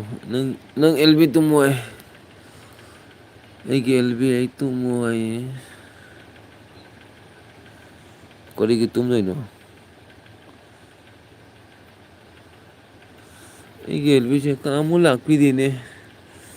ꯍꯔꯦ ꯀ꯭ꯔꯤꯁꯅ ꯔꯥꯃꯨ ꯔꯥꯃꯨ ꯔꯙꯦ ꯔꯙꯦ ꯍꯔꯦ ꯀ꯭ꯔꯤꯁꯅ ꯍꯔꯦ ꯀ꯭ꯔꯤꯁꯅ ꯇꯨꯝꯃꯣ ꯇꯨꯝꯃꯣ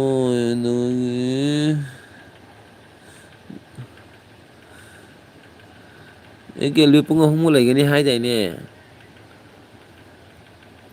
ꯑꯩꯒꯤ ꯑꯦꯜꯕꯤꯗ ꯄꯨꯡ ꯑꯍꯨꯝꯃꯨꯛ ꯂꯩꯒꯅꯤ ꯍꯥꯏꯕ ꯃꯤ ꯂꯩꯔꯝꯃꯤꯀꯣ ꯀꯅꯥꯅꯣ ꯍꯥꯏꯁꯦ ꯄꯨꯡ ꯑꯍꯨꯝꯃꯨꯛ ꯂꯩꯒꯅꯤ ꯍꯥꯏꯗꯣ ꯑꯩꯒꯤ ꯑꯦꯜꯕꯤꯗ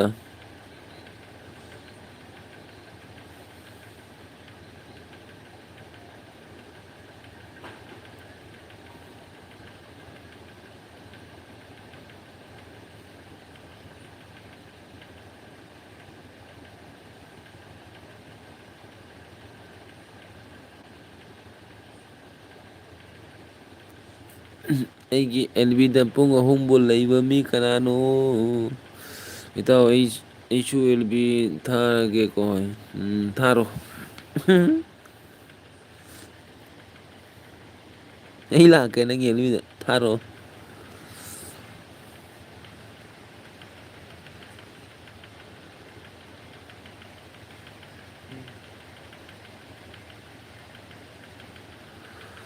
ꯋꯦꯌꯔꯁꯤ ꯍꯣꯏ ꯇꯨꯝꯈ꯭ꯔꯕꯣ ꯋꯦꯌꯔꯁꯤ ꯀꯅꯥ ꯀꯅꯥ ꯂꯣꯏ ꯇꯨꯝꯈ꯭ꯔꯕꯣ ꯈꯪꯗꯦꯅꯦ ꯋꯦꯌꯔꯁꯤ ꯂꯩꯔꯝꯃꯤꯗꯨꯗꯤ ꯂꯣꯏ ꯇꯨꯝꯈ꯭ꯔꯕ ꯀꯩꯅꯣ ꯈꯪꯗꯦ ꯀꯔꯤꯝ ꯍꯥꯏꯔꯝꯗꯦ ꯂꯣꯏ ꯇꯨꯝꯈ꯭ꯔꯦ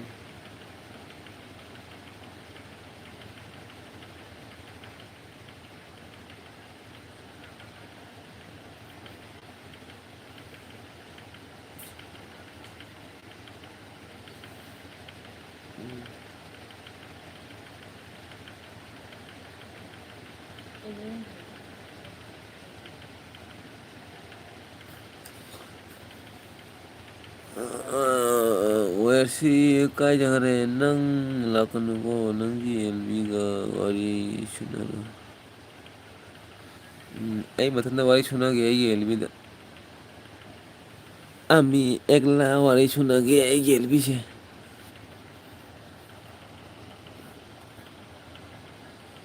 Prince to kai jangara thiu to khara. Prince to kai mangare jangu to. Prince to kadon jangara jangu. Ma lai da maga ma mangi do ma khangani he. Prince kai mangare jangu. Kana gelbi thari ke.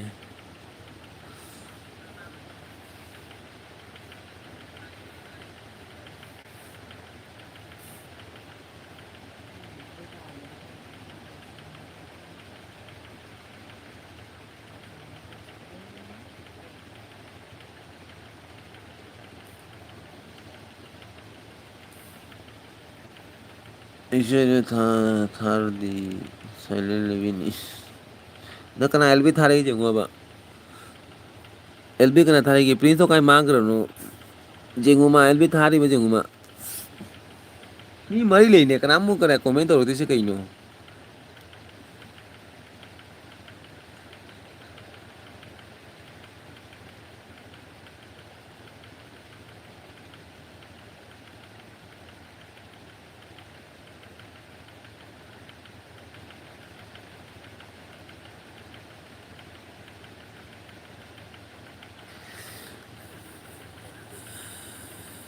Tanu asa blogger RJ.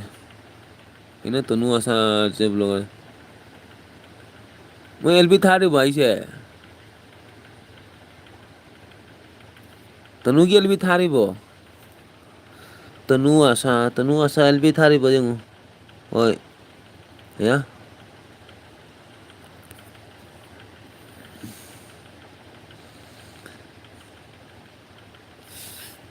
आशा जो LB थारी भाई से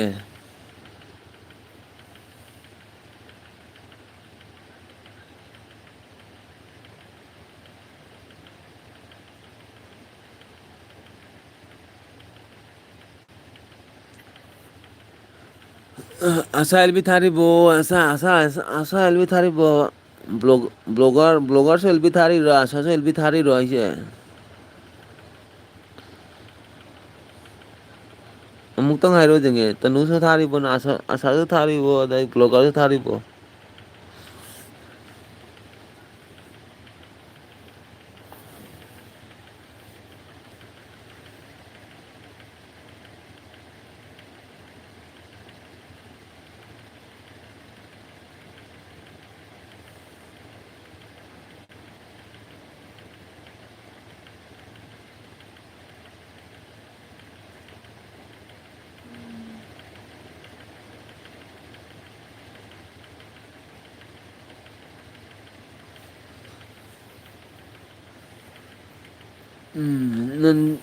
नंदी थारी या नंदी थारी भाई से नंदी ने तेने आशा थारी बाबा आशा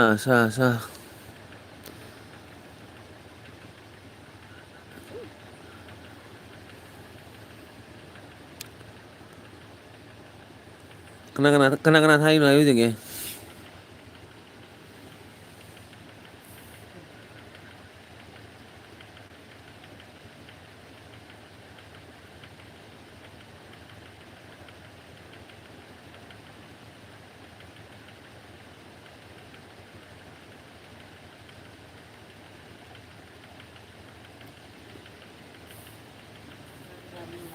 आशा तनु ब्लॉगर नंदी आरजे थारी है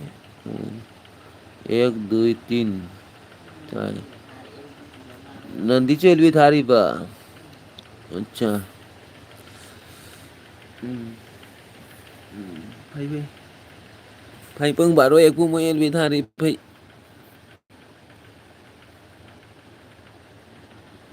नंदी की तो साइलेंट हो रंगोनी साइलेंट कर एल भी रंगोनी नंदी की तो इतना इशू थाना जेंगे कना लाके जेंगे थाजा लो नंसु थाजा लो कना लाके जेंगु थाजा लो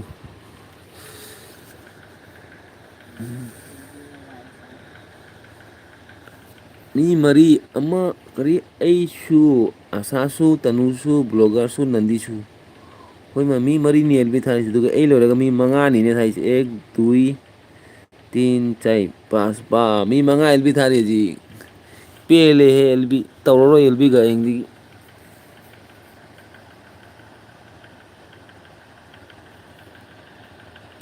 ꯑꯩꯅ ꯕꯥꯔꯣ ꯃꯇꯨꯡꯗ ꯀꯅꯥꯃꯨꯛ ꯂꯥꯛꯑꯣꯏ ꯍꯥꯏꯅ ꯑꯩꯅ ꯊꯥꯔꯒ ꯀꯅꯥꯃꯨꯛ ꯂꯥꯛꯑꯣꯏ ꯍꯥꯏ ꯊꯥꯔꯒ ꯌꯦꯡꯉꯒ ꯄꯨꯡ ꯕꯥꯔꯣꯗꯁꯨ ꯑꯦꯜꯕꯤ ꯊꯥꯔꯕ ꯍꯥꯏꯁꯦ ꯑꯩ ꯇꯨꯝꯃꯤ ꯏꯆꯦ ꯇꯈꯦꯜ ꯀꯅꯥ ꯀꯅꯥ ꯑꯦꯜꯕꯤ ꯊꯥꯔꯤꯒꯦꯅꯦ ꯍꯧꯖꯤꯛꯄꯨ ꯑꯩꯗꯤ ꯄꯨꯡ ꯕꯥꯔꯣꯗ ꯑꯦꯜꯕꯤ ꯊꯥꯒꯦ ꯍꯥꯏꯅ ꯈꯟꯖꯜꯂꯕ ꯑꯦꯜꯕꯤ ꯄꯨꯡ ꯃꯤ ꯃꯉꯥ ꯑꯦꯜꯕꯤ ꯊꯥꯔꯤ ꯍꯥꯏꯅꯤ ꯄꯦꯜꯂꯦꯍꯦ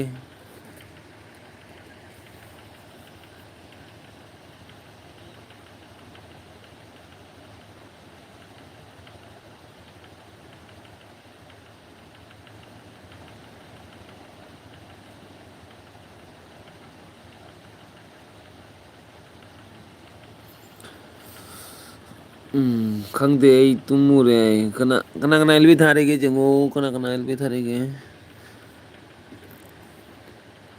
ꯑꯁꯥꯁꯨ ꯊꯥꯔꯤ ꯌꯥꯏ ꯇꯅꯨꯁꯨ ꯊꯥꯔꯤ ꯌꯥꯏ ꯕ꯭ꯂꯣꯒꯔꯁꯨ ꯊꯥꯔꯤ ꯌꯥꯏ ꯅꯟꯗꯤꯁꯨ ꯊꯥꯔꯤ ꯌꯥꯏ ꯑꯗꯨꯒ ꯑꯩꯒ ꯂꯣꯏꯅꯅ ꯃꯤ ꯃꯉꯥꯅꯤ ꯊꯥꯔꯤꯁꯦ ꯑꯦꯛ ꯗꯨꯏ ꯇꯤꯟ ꯆꯥꯏ ꯄꯥꯟꯁ ꯃꯤ ꯃꯉꯥꯅꯤ ꯊꯥꯔꯤꯁꯦ ꯑꯦꯜꯕꯤ ꯍꯣꯏ ꯃꯥ ꯄꯦꯜꯂꯦꯍꯦ ꯈꯨꯔꯨꯝꯖꯔꯒꯦ ꯁꯥꯡꯅ ꯈꯨꯔꯨꯝꯖꯔꯒꯦ ꯑꯦꯜꯕꯤꯁꯦ ꯑꯩ ꯍꯌꯦꯡꯗꯒꯤ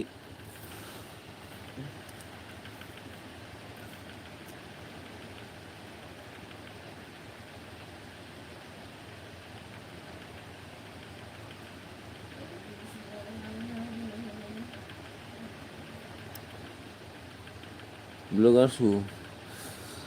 ꯑꯗꯨꯅꯦꯗꯣ ꯃꯤ ꯀꯅꯥ ꯀꯅꯥ ꯑꯇꯩꯗꯤ ꯈꯪꯗꯦ ꯕ꯭ꯂꯣꯒꯔꯁꯨ ꯍꯥꯏ ꯃꯤꯁ ꯅꯠꯇ꯭ꯔꯣ ꯑꯇꯩ ꯈꯪꯗꯦ ꯕ꯭ꯂꯣꯒꯔꯁꯨ ꯊꯥꯔꯤꯌꯦ ꯀꯅꯥ ꯀꯅꯥꯅꯣ ꯊꯥꯔꯤꯁꯤꯕꯨ ꯃꯤꯁꯦ ꯍꯥ ꯕ꯭ꯂꯣꯒꯔ ꯕ꯭ꯂꯣꯒꯔ ꯍꯥꯏꯗꯤ ꯅꯣꯏꯒꯤ ꯈꯨꯟꯒꯤ ꯀꯩꯅꯣꯗꯨꯅꯤꯅꯦ ꯕꯣꯗꯣꯒꯤ ꯃꯋꯥꯗꯣ ꯃꯗꯨꯕꯤꯌꯥ ꯔꯣꯕꯤꯇꯥꯁꯨ ꯑꯩꯃ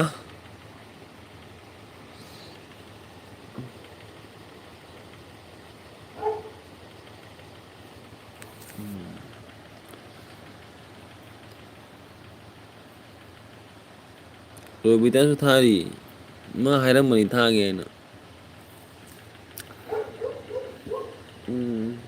ꯏꯆꯦ ꯇꯈꯦꯜ ꯇꯨꯝꯃꯣ ꯇꯨꯝꯃꯣ ꯗꯥꯜꯅꯤ ꯍꯥꯏ ꯑꯩ ꯃꯩ ꯅꯣꯛꯁꯜꯂꯛꯑꯦ ꯑꯩ ꯇꯨꯝꯃꯒꯦꯀꯣ ꯒꯨꯗ ꯅꯥꯏꯠ ꯃꯟꯗꯥ ꯕ꯭ꯂꯣꯛ ꯂꯥꯛꯑꯦ ꯏꯃꯥꯏ ꯃꯟꯗꯥ 10 ꯂꯥꯏꯛ ꯍꯥꯏꯔꯦ ꯃꯟꯗꯥ ꯁꯤꯁꯇꯔ ꯇꯨꯝꯗ꯭ꯔꯤꯕꯣ ꯑꯦꯜꯕꯤꯅ ꯋꯥꯏ ꯆꯥꯏꯔꯦꯅꯦ ꯅꯪ ꯀꯗꯣꯝꯗ ꯃꯥꯡꯗꯣꯏꯅꯣ ꯑꯗꯨ ꯍꯥꯏꯔꯛꯑꯣ ꯍꯥꯟꯅ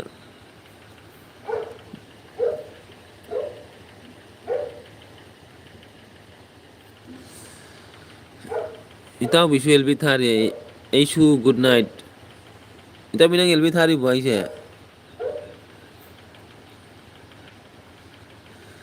ꯅꯪ ꯊꯥꯖꯗ꯭ꯔꯗꯤ ꯑꯣꯟ ꯑꯣꯟ ꯅꯠꯇꯦ ꯑꯣꯟ ꯑꯩ ꯇꯨꯝꯃꯒꯦ ꯃꯟꯗꯥ ꯑꯣꯟ ꯍꯥꯏꯔꯦ ꯃꯟꯗꯥ ꯀꯩ ꯏꯟꯖꯥꯡ ꯆꯥꯒꯦ ꯑꯩꯅ ꯄꯨꯡ ꯕꯥꯔꯣꯗꯒꯤ ꯑꯦꯜꯕꯤ ꯊꯥꯕꯁꯦ ꯀꯔꯤ ꯍꯥꯏ ꯗꯨꯅꯤꯌꯥ ꯚꯔꯒꯤ ꯑꯦꯜꯕꯤ ꯊꯥ ꯂꯩꯔꯝꯃꯦ ꯑꯗꯨꯗꯤ ꯑꯩꯁꯨ ꯍꯧꯔꯒꯦ ꯑꯗꯨꯗꯤ ꯑꯦꯜꯕꯤꯁꯦ ꯄꯨꯡ ꯅꯤꯄꯥꯟꯗꯒꯤ ꯑꯦꯜꯕꯤ ꯍꯧꯔꯒꯦ ꯍꯌꯦꯡ ꯑꯗꯨꯗꯤ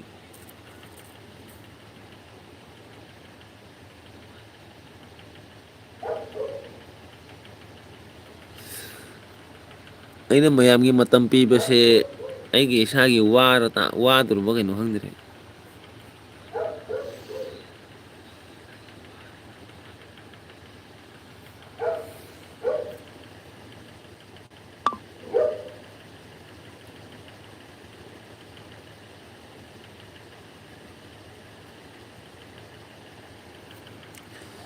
ꯑꯩꯕꯨ ꯁꯤꯔꯣꯔꯣ ꯑꯩꯕꯨ ꯍꯤꯡꯉꯨꯔꯣ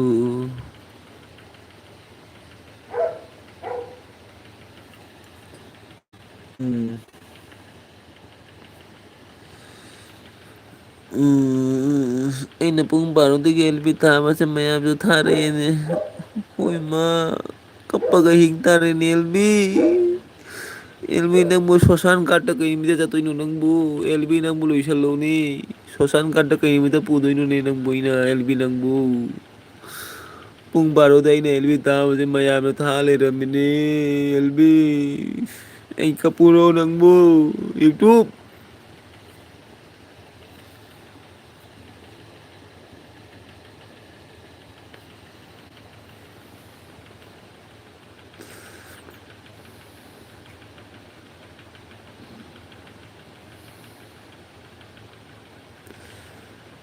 Hato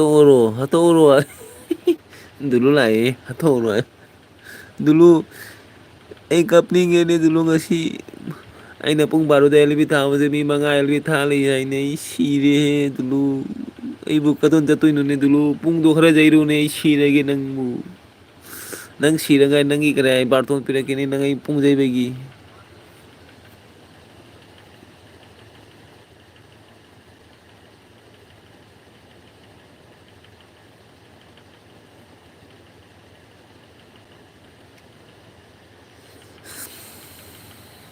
Takita ay nang sangare. Kaino ude hatok kene. Kaino ude hatok kene ay.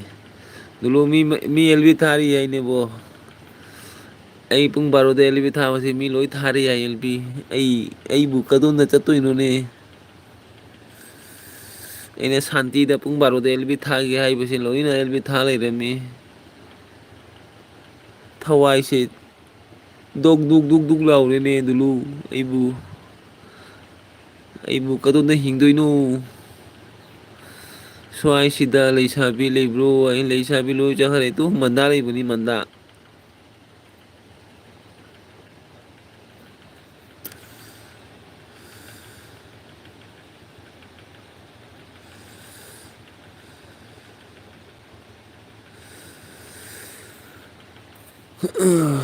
Dulu YouTube ka pairo no nang bo tumina tikita to lai no YouTube ka pairo no nang tikita to lai ro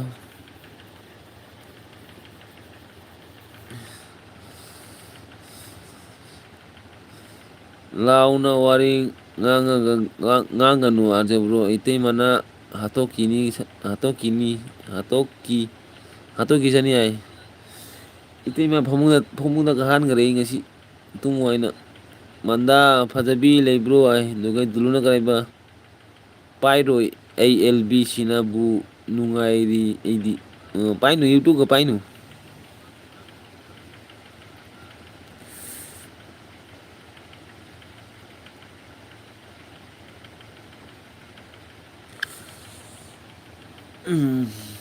dulu kayaknya sage yam thing lai ALB sina ngasi pung ama tare na ai pung ama da LB da laiba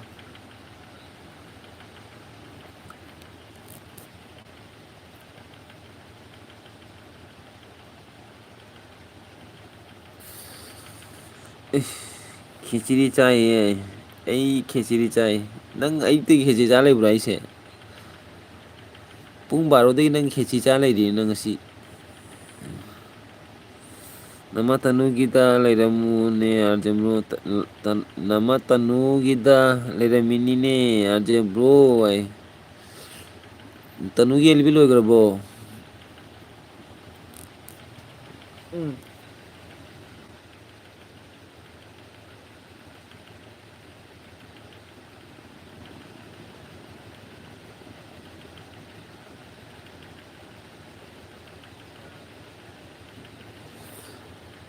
manda on hai na kai ma garo no khang de chak thong ba tlali chak thong ba taladi chara mini chak thong ba taladi chara mini ne chak thong na talam na chara mini ne ai tu na phare ta tulu je bai jao khai liu isi ai tu pet bol liu isi ai nasi na uru kori ai ngasai na ure arje brogi LB yadana lakta mini arje bro lekai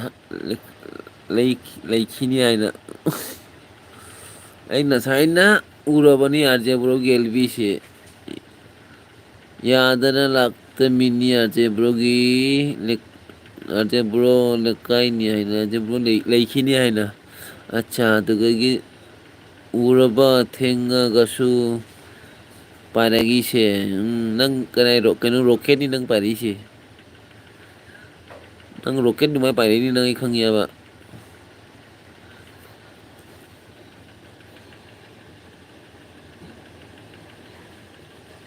ꯅꯨꯡꯁꯤꯠꯇ ꯄꯥꯏꯕꯅꯤ ꯅꯪꯁꯦ ꯏꯃ ꯇꯅꯨꯖꯦ ꯂꯥꯛꯏꯅꯦ ꯀꯩꯅꯣ ꯇꯧꯅꯣꯏꯁꯦ ꯆꯣꯡꯉ ꯈꯣꯠꯂꯒ ꯐꯩꯔ ꯈꯣꯠꯂ ꯂꯥꯛꯏꯁꯦ ꯀꯩꯅꯣ ꯇꯧꯔꯤꯁꯦ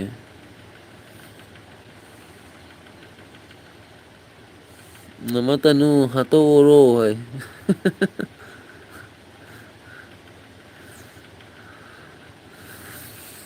ꯅꯃ ꯇꯅꯨ ꯑꯦꯜꯕꯤ ꯉꯁꯥꯏ ꯊꯥꯔꯝꯕꯅꯣ ꯀꯩꯅꯣ ꯈꯪꯗꯦꯅꯦ ꯉꯁꯥꯏ ꯎꯔꯝꯃꯤꯅꯦ ꯃꯥꯒꯤ ꯑꯦꯜꯕꯤ ꯇꯅꯨ ꯇꯅꯨꯒꯤ ꯑꯦꯜꯕꯤꯗ ꯑꯩ ꯀꯣꯃꯦꯟ ꯄꯤꯔꯝꯕꯅꯤ ꯉꯁꯥꯏ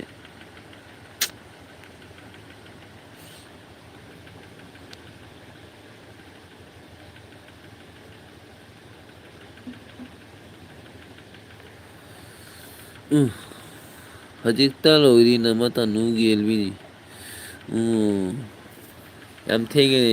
ꯏꯆꯦꯅ ꯑꯦꯜꯕꯤ ꯊꯥꯏ ꯊꯦꯡꯈꯔꯦ ꯉꯁꯤꯗꯤ ꯀꯩꯅꯣ ꯇꯧꯔꯤꯁꯦ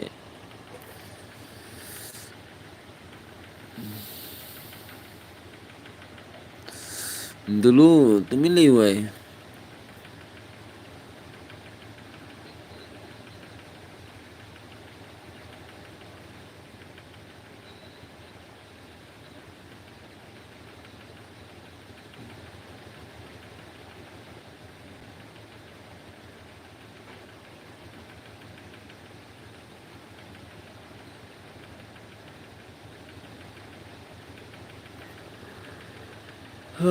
ꯀꯣꯛ ꯉꯥꯎꯔꯦꯗ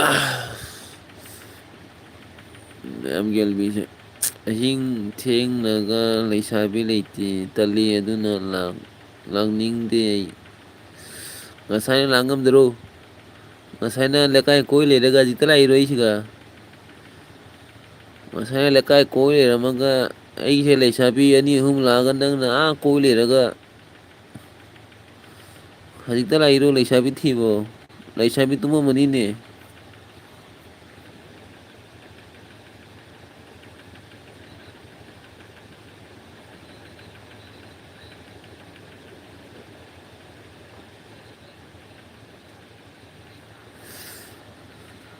ꯑꯃꯁꯨ ꯑꯣꯟ ꯍꯥꯏꯔꯒ ꯑꯣꯟꯗ ꯁꯨꯝ ꯄꯥꯏꯈꯔꯦ ꯃꯟꯗꯥꯗꯣ ꯑꯣꯟ ꯍꯥꯏꯔꯒ ꯂꯣꯏ ꯄꯥꯏꯈꯔꯦ ꯃꯥ ꯑꯣꯟ ꯍꯥꯏꯔꯝꯃ ꯆꯠꯈ꯭ꯔꯦ ꯅꯪ ꯂꯥꯛꯄ ꯊꯦꯡꯈꯔꯦ ꯑꯗꯨꯒꯤꯅꯤ ꯇꯥꯏꯃꯤꯡꯗꯣ ꯆꯥꯟꯅꯗ꯭ꯔꯦꯕ ꯅꯪ ꯂꯥꯛꯏꯁꯦ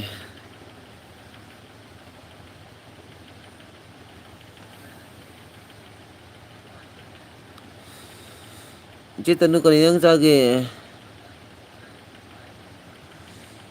ꯃꯤꯗꯤ ꯂꯩ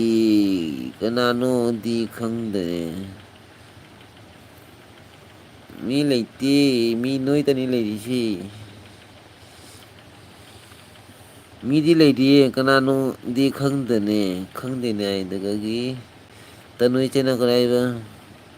ꯏꯪꯉꯕꯣ ꯇꯅꯨ ꯏꯆꯦ ꯑꯩꯉꯣꯟꯗ ꯃꯤ ꯐꯣꯟ ꯎꯏ ꯍꯥꯏ ꯑꯩꯉꯣꯟꯗ ꯃꯤ ꯃꯔꯤ ꯎꯏ ꯍꯥꯏꯌꯦ ꯃꯤ ꯃꯔꯤ ꯅꯠꯇꯦ ꯃꯤ ꯑꯍꯨꯝꯇꯅꯤ ꯏꯆꯦ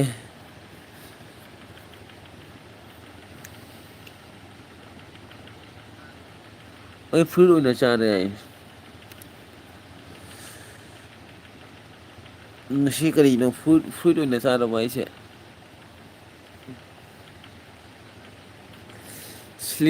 ꯁ꯭ꯂꯤꯝ ꯐꯤꯒꯔꯔꯣ ꯍꯥꯏꯁꯦ ꯉꯁꯤ ꯁꯦꯝꯃꯤꯁꯦ ꯑꯗꯨꯒꯒꯤ ꯑꯩꯉꯣꯟꯗ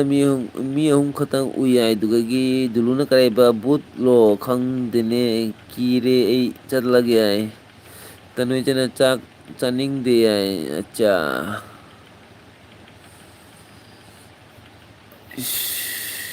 ꯑꯩꯗꯤ ꯅꯨꯡꯗꯥꯡ ꯆꯥꯛ ꯆꯥꯗꯗꯤ ꯂꯩ ꯉꯝꯗꯦꯍꯦ ꯏꯆꯦ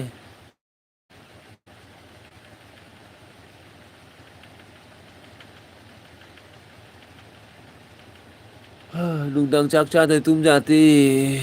ꯑꯗꯨꯒꯒꯤ ꯇꯨꯂꯨꯅ ꯀꯔꯤ ꯑꯣꯃꯥ ꯃꯤ ꯃꯔꯤꯈꯛ ꯎꯏ ꯑꯩ ꯃꯤ ꯃꯔꯤꯈꯛ ꯂꯩꯌꯦ ꯃꯤ ꯃꯔꯤꯗ ꯅꯣꯏ ꯑꯅꯤꯇ ꯂꯩ ꯑꯗꯨꯒ ꯑꯅꯤꯒ ꯀꯥꯏ ꯂꯣꯡꯕꯤꯅꯣ ꯑꯅꯤꯁꯦ ꯃꯟꯗꯥ ꯍꯦꯜꯂꯣ ꯍꯦꯜꯂꯣ ꯍꯥꯏ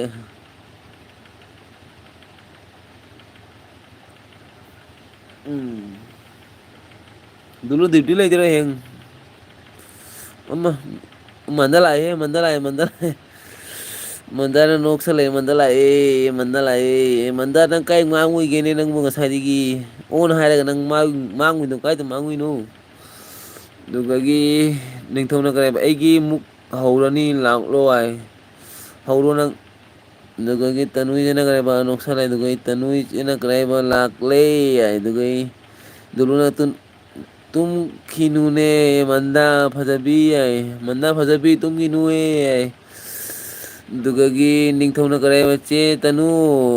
ꯅꯅꯥꯎ ꯀꯔꯥꯏ ꯅꯅꯥꯎ ꯅꯨꯄꯤꯗꯤ ꯂꯥꯛꯇ꯭ꯔꯤ ꯀꯔꯤꯒꯤꯅꯣ ꯅꯅꯥꯎ ꯅꯨꯄꯤꯗꯤ ꯂꯥꯛꯇ꯭ꯔꯤ ꯀꯔꯤꯒꯤꯅꯣ ꯍꯥꯏ ꯅꯅꯥꯎ ꯅꯨꯄꯤ ꯀꯧꯔꯤꯌꯦ ꯇꯅꯨꯁꯦ ꯑꯗꯨꯒ ꯗꯨꯂꯨꯅ ꯗ꯭ꯌꯨꯇꯤ ꯂꯩ ꯌꯥꯗꯦꯕ꯭ꯔꯣ ꯍꯥꯏ ꯗ꯭ꯌꯨꯇꯤꯒ ꯆꯠꯀꯅꯨ ꯇꯨꯝꯃꯨ ꯑꯗꯨꯒ ꯃꯟꯗꯥꯅ ꯀꯔꯤ ꯍꯥꯏꯕ ꯑꯥꯔ ꯖꯦ ꯕ꯭ꯔꯣꯒꯤ ꯚꯤꯗꯤꯑꯣꯗ ꯒꯤꯐ ꯗꯟ ꯇꯧꯔꯤꯕ ꯑꯩꯒꯤ ꯚꯤꯗꯤꯑꯣꯗ ꯒꯤꯐ ꯗꯟ ꯇꯧꯔꯤꯕ ꯀꯔꯝꯕ ꯚꯤꯗꯤꯑꯣꯗꯅꯣ ꯅꯪ ꯅꯍꯥꯟꯗꯤ ꯑꯩꯒꯤ ꯚꯤꯗꯤꯑꯣꯗ ꯒꯤꯐ ꯗꯥꯟ ꯇꯧꯗ꯭ꯔꯣ ꯑꯩꯁꯦ ꯃꯟꯗꯥ ꯃꯟꯗꯥꯅ ꯕ꯭ꯂꯣꯛꯅ ꯑꯥꯔꯗꯤ ꯍꯥꯏꯅ ꯑꯣꯍ ꯃꯟꯗꯥ ꯀꯩꯗꯧꯔꯤꯌꯦ ꯑꯩ ꯃꯣꯕꯥꯏꯜ ꯆꯥꯔꯖ ꯂꯣꯏꯗ꯭ꯔꯦ ꯃꯣꯕꯥꯏꯜ ꯆꯥꯔꯖ ꯇꯧꯒꯦ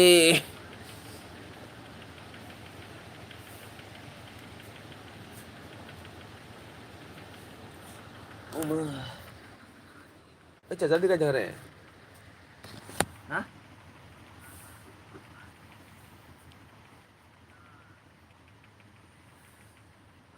ꯒꯨꯗ ꯃꯣꯔꯅꯤꯡ ꯍꯥꯏꯗꯨꯒꯤ ꯃꯟꯗꯥ ꯈꯨꯃꯟꯒꯤ ꯑꯣꯏꯈꯔꯕꯣ ꯍꯥꯏ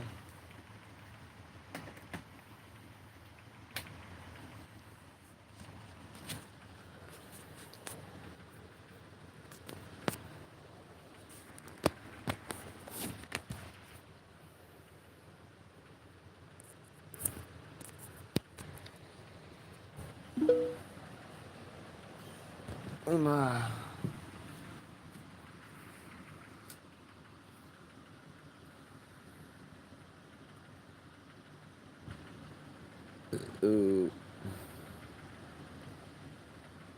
ꯀꯩꯅꯣ ꯇꯧꯔꯤꯁꯦ ꯑꯩ ꯀꯩꯅꯣꯝ ꯎꯗꯔꯦꯅꯦ ꯃꯣꯕꯥꯏꯜ ꯍꯦꯡ ꯆꯥꯈ꯭ꯔꯦ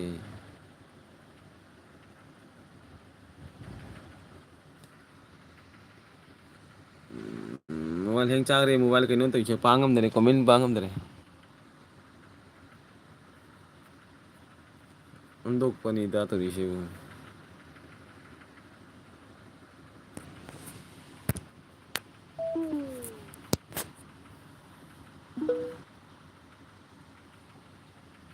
ꯑꯩ ꯁꯤꯒꯩ ꯄꯥꯏꯔꯒꯦꯀꯣ ꯃꯟꯗꯥꯅ ꯀꯔꯤꯕ ꯅꯣꯛꯁꯜꯂꯤꯗꯨꯒꯤ ꯃꯟꯗꯥꯅ ꯀꯔꯤꯕ ꯑꯥꯔꯗꯤ ꯅꯪꯔ ꯀꯣꯃꯦꯟ ꯀꯩꯅꯣ ꯇꯧꯔꯤꯁꯦ ꯑꯩ ꯀꯣꯃꯦꯟ ꯄꯥꯕ ꯉꯝꯗꯔꯦꯅꯦ ꯑꯩ ꯑꯗꯨꯒ ꯅꯤꯡꯊꯧꯅ ꯀꯔꯤ ꯃꯟꯗꯥ ꯑꯦꯜ ꯕꯤ ꯂꯥꯛꯀꯅꯤ ꯑꯍꯤꯡꯗ ꯂꯥꯛꯀꯗ꯭ꯔꯥ ꯍꯥꯏꯌꯨ ꯍꯥꯏ ꯍꯩꯠ ꯀꯅꯥ ꯂꯥꯛꯇꯣꯏꯒꯦ ꯅꯪꯒꯤ ꯑꯦꯜꯕꯤꯗ ꯍꯧꯖꯤꯛ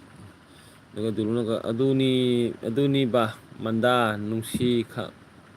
ꯀꯔꯤ ꯑꯗꯨꯅꯤꯕ ꯃꯟꯗꯥ ꯅꯨꯡꯁꯤ ꯀꯥꯔꯤꯗꯥꯏ ꯑꯗꯨꯒ ꯑꯩ ꯈꯨꯃꯟ ꯅꯤꯡꯊꯧꯅ ꯀꯔꯤ ꯍꯥꯏꯕ ꯃꯟꯗꯥ ꯍꯥꯏꯅ ꯀꯞꯈꯔꯦ ꯑꯗꯨꯒ ꯑꯩ ꯃꯟꯗꯥꯅ ꯅꯣꯛꯁꯟꯈꯔꯦ ꯑꯗꯨꯒ ꯃꯟꯗꯥꯅ ꯀꯔꯤ ꯍꯥꯏꯕ ꯑꯣꯏ ꯃꯥꯏ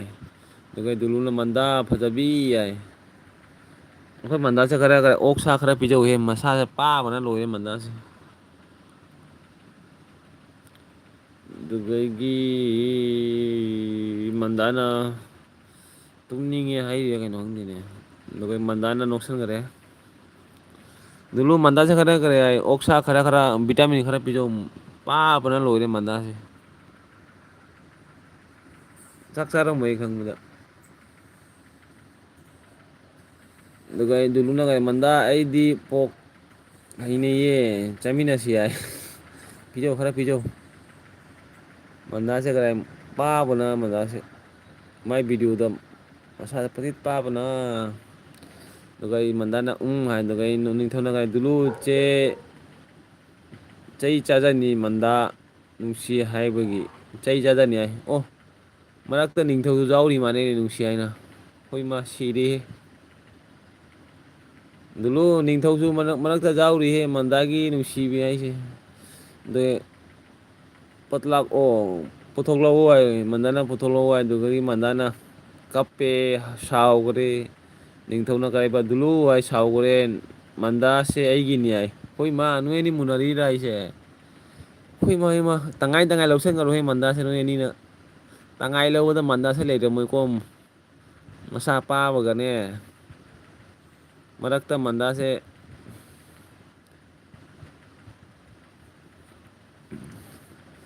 ꯑꯗꯨꯗꯒꯤ ꯗꯨꯂꯨꯅ ꯀꯔꯤ ꯃꯟꯗꯥ ꯄ꯭ꯔꯤꯟꯁꯅ ꯇꯠꯂꯤ ꯑꯩꯕꯨ ꯍꯥꯏ ꯑꯗꯨꯗꯒꯤ ꯃꯟꯗꯥꯅ ꯐꯨ ꯍꯥꯏ ꯍꯣꯛꯀꯤꯒ ꯄꯤꯈꯔꯦ ꯑꯗꯨꯗꯒꯤ ꯑꯗꯨꯒ ꯗꯨꯂꯨꯅ ꯀꯔꯤ ꯑꯥꯔꯖꯕ꯭ꯔꯣ ꯌꯥꯗ꯭ꯔꯦ ꯌꯥꯏ ꯑꯗꯨꯒ ꯃꯟꯗꯥꯅ ꯅꯣꯛꯁꯟꯈꯔꯦ ꯑꯗꯨꯒ ꯗꯨꯂꯨꯅ ꯀꯔꯤ ꯃꯟꯗꯥ ꯅꯪ ꯀꯅꯥ ꯄꯥꯝꯃꯤ ꯍꯥꯏꯌꯨ ꯍꯥꯏ ꯃꯟꯗꯥ ꯅꯪ ꯀꯅꯥ ꯄꯥꯝꯃꯤ ꯍꯥꯏꯔꯣ ꯍꯥꯏ ꯑꯗꯨꯒ ꯅꯤꯡꯊꯧꯅ ꯗꯨꯂꯨ ꯂꯥꯏꯔꯕꯅꯤ ꯆꯍꯤ ꯂꯩꯔꯕꯅꯤ ꯑꯩ ꯆꯍꯤ ꯅꯧꯔꯤ ꯌꯥꯏ ꯂꯨꯂꯨ ꯂꯤꯔꯕꯅꯤ ꯆꯍꯤ ꯂꯩꯔꯕꯅꯤ ꯑꯩ ꯆꯍꯤ ꯅꯧꯔꯤ ꯌꯥꯏ ꯃꯥꯒꯤ ꯀꯃꯥꯏꯅ ꯗꯨꯂꯨ ꯅꯪ ꯆꯍꯤ ꯂꯤꯔꯕ ꯑꯩꯁꯦ ꯄꯦꯜꯂꯦꯍꯦ ꯅꯤꯡꯊꯧꯅ ꯑꯩꯁꯦ ꯑꯗꯨꯒ ꯇꯅꯨꯖꯅ ꯀꯩꯅꯣꯅꯦ ꯃꯥꯔꯇꯨꯜꯒ ꯄꯨꯂꯥ ꯍꯦꯞꯄꯤ ꯍꯣꯂꯤꯒ ꯍꯥꯏ ꯇꯧꯁꯟꯈ꯭ꯔꯅꯦ ꯖꯒꯣꯏ ꯁꯥꯔꯦ ꯑꯣꯏ ꯃꯥ ꯍꯥꯏ ꯃꯟꯗꯥꯅ ꯑꯣꯏ ꯃꯥ ꯍꯥꯏ ꯑꯗꯨꯒ ꯑꯩ ꯁꯥꯟꯇꯨꯅ ꯍꯣꯏ ꯃꯥ ꯆꯦꯆꯦ ꯂꯥꯛꯏꯔꯣ ꯁꯨꯛ ꯊꯦꯡꯅ ꯀꯃꯥꯏꯅ ꯂꯥꯛꯏꯅꯣꯅꯦ ꯁꯟꯇꯣꯅꯥ ꯁꯤꯡꯍ ꯊꯦꯡꯂꯦ ꯍꯥꯏ ꯑꯗꯨꯒꯤ ꯃꯟꯗꯥꯅ ꯍꯥꯏꯕ ꯑꯥꯔꯗꯤ ꯍꯥꯏꯅ ꯅꯣꯛꯁꯟꯈ꯭ꯔꯦ ꯑꯗꯨꯒ ꯑꯩ ꯗꯨꯂꯨꯅ ꯀꯔꯤ ꯍꯥꯏꯕ ꯋꯥꯔꯤ ꯂꯣꯏꯁꯜꯂꯅꯨ ꯂꯣꯏꯁꯜꯂꯝꯃꯨ ꯃꯟꯗꯥ ꯀꯅꯥ ꯄꯥꯝꯃꯤ ꯍꯥꯏꯔꯨꯀꯣ ꯉꯁꯤꯗꯤ ꯍꯥꯏ ꯋꯥꯔꯤ ꯂꯣꯏꯁꯤꯜꯂꯣ ꯀꯅꯥꯗ ꯄꯥꯝꯃꯤ ꯍꯥꯏꯔꯣ ꯑꯗꯨꯒ ꯈꯨꯃꯟ ꯅꯤꯡꯊꯧꯅ ꯀꯔꯤ ꯍꯥꯏꯕ ꯑꯩꯒꯤ ꯆꯍꯤ ꯅꯧꯔꯤꯀꯣ ꯍꯥꯏ ꯑꯗꯨꯗꯒꯤ ꯁꯟꯇꯣꯅꯥꯁꯤꯡꯅ ꯂꯩ ꯍꯥꯏ ꯑꯣ ꯆꯦꯆꯦ ꯅꯪ ꯁꯨꯛ ꯊꯦꯡꯅ ꯀꯃꯥꯏꯅ ꯂꯥꯛꯏꯅꯣ ꯑꯦꯜꯕꯤꯗ ꯄꯨꯡ 1:30 ꯍꯦꯜꯂꯦꯅꯦ ꯑꯗꯨꯒ ꯇꯅꯨꯅ ꯑꯥꯔꯖꯦ ꯑꯩꯉꯣꯟꯗ ꯕ꯭ꯂꯨ ꯄꯤꯗꯦ ꯄꯤꯗꯦ ꯀ꯭ꯌꯨ ꯍꯥꯏ ꯑꯗꯨꯒꯤ ꯈꯨꯃꯟ ꯅꯤꯡꯊꯧꯅ ꯃꯟꯗꯥ ꯍꯥꯏꯔꯛꯎ ꯅꯪꯒꯤ ꯑꯩ ꯅꯨꯡꯁꯤ ꯍꯥꯏꯅ ꯅꯠꯇ꯭ꯔꯕ ꯁꯤꯖꯅꯤꯀꯣ ꯑꯩ ꯅꯨꯡꯁꯤ ꯍꯥꯏ ꯅꯠꯇ꯭ꯔꯗꯤ ꯁꯤꯖꯅꯤꯀꯣ ꯍꯥꯏ ꯍꯣꯏ ꯃꯥ ꯁꯤꯔꯦꯍꯦ ꯅꯣꯏ ꯑꯅꯤ ꯀꯔꯥꯏ ꯉꯁꯤ ꯃꯨꯟꯅꯔꯣꯏꯍꯦ ꯃꯟꯗꯥꯁꯦ ꯑꯗꯨꯒ ꯑꯩ ꯃꯟꯗꯥꯅ ꯀꯔꯤ ꯍꯥꯏꯕ ꯇꯨꯝꯗ꯭ꯔꯤ ꯍꯥꯏ ꯑꯗꯨꯒ ꯁꯟꯇꯣꯅꯥ ꯆꯦꯆꯦꯅ ꯁꯨꯝ ꯇꯨꯝꯗ꯭ꯔꯤ ꯍꯥꯏ ꯑꯗꯨꯒ ꯃꯟꯗꯥꯅ ꯀꯔꯤꯕ ꯂꯣꯏ ꯐ꯭ꯔꯦꯟꯅꯤ ꯍꯥꯏ ꯍꯣꯏ ꯃꯥ ꯂꯥꯁꯇ ꯅꯣꯏ ꯑꯅꯤ ꯊꯋꯥꯏ ꯊꯝꯃꯣꯏ ꯀꯥꯏꯅ ꯀꯞꯄꯒ ꯆꯠꯂꯣ ꯅꯣꯏ ꯑꯅꯤꯁꯦ ꯂꯥꯁꯇ ꯐ꯭ꯔꯦꯟ ꯍꯥꯏꯖꯤꯟꯈ꯭ꯔꯦꯅꯦ ꯑꯗꯨꯗꯒꯤ ꯗꯨꯂꯨꯅꯒ ꯄ꯭ꯂꯤꯁ ꯅꯝꯊꯛ ꯇꯧꯒꯅꯨ ꯅꯨꯡꯁꯤꯕꯗ ꯑꯗꯨꯒꯒꯤ ꯃꯟꯗꯥꯅ ꯑꯅꯤꯃꯛ ꯗꯗꯥꯅꯤ ꯌꯥꯏ ꯍꯣꯏ ꯃꯥ ꯁꯤꯔꯦꯍꯦ ꯗꯨꯂꯨ ꯂꯥꯍꯦ ꯂꯥꯍꯦ ꯒꯣꯔꯣ ꯖꯥꯎ ꯄ꯭ꯂꯤꯁ ꯇꯨꯝꯃꯨꯔꯣ ꯅꯪꯁꯨ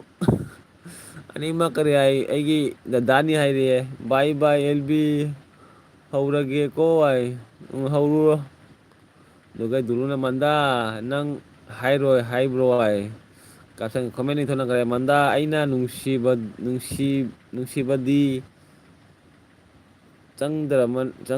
ꯆꯪꯗꯤꯃꯉꯥꯏ ꯂꯩꯇꯦꯀꯣ ꯃꯥꯂꯝꯁꯤꯗ ꯑꯩꯅ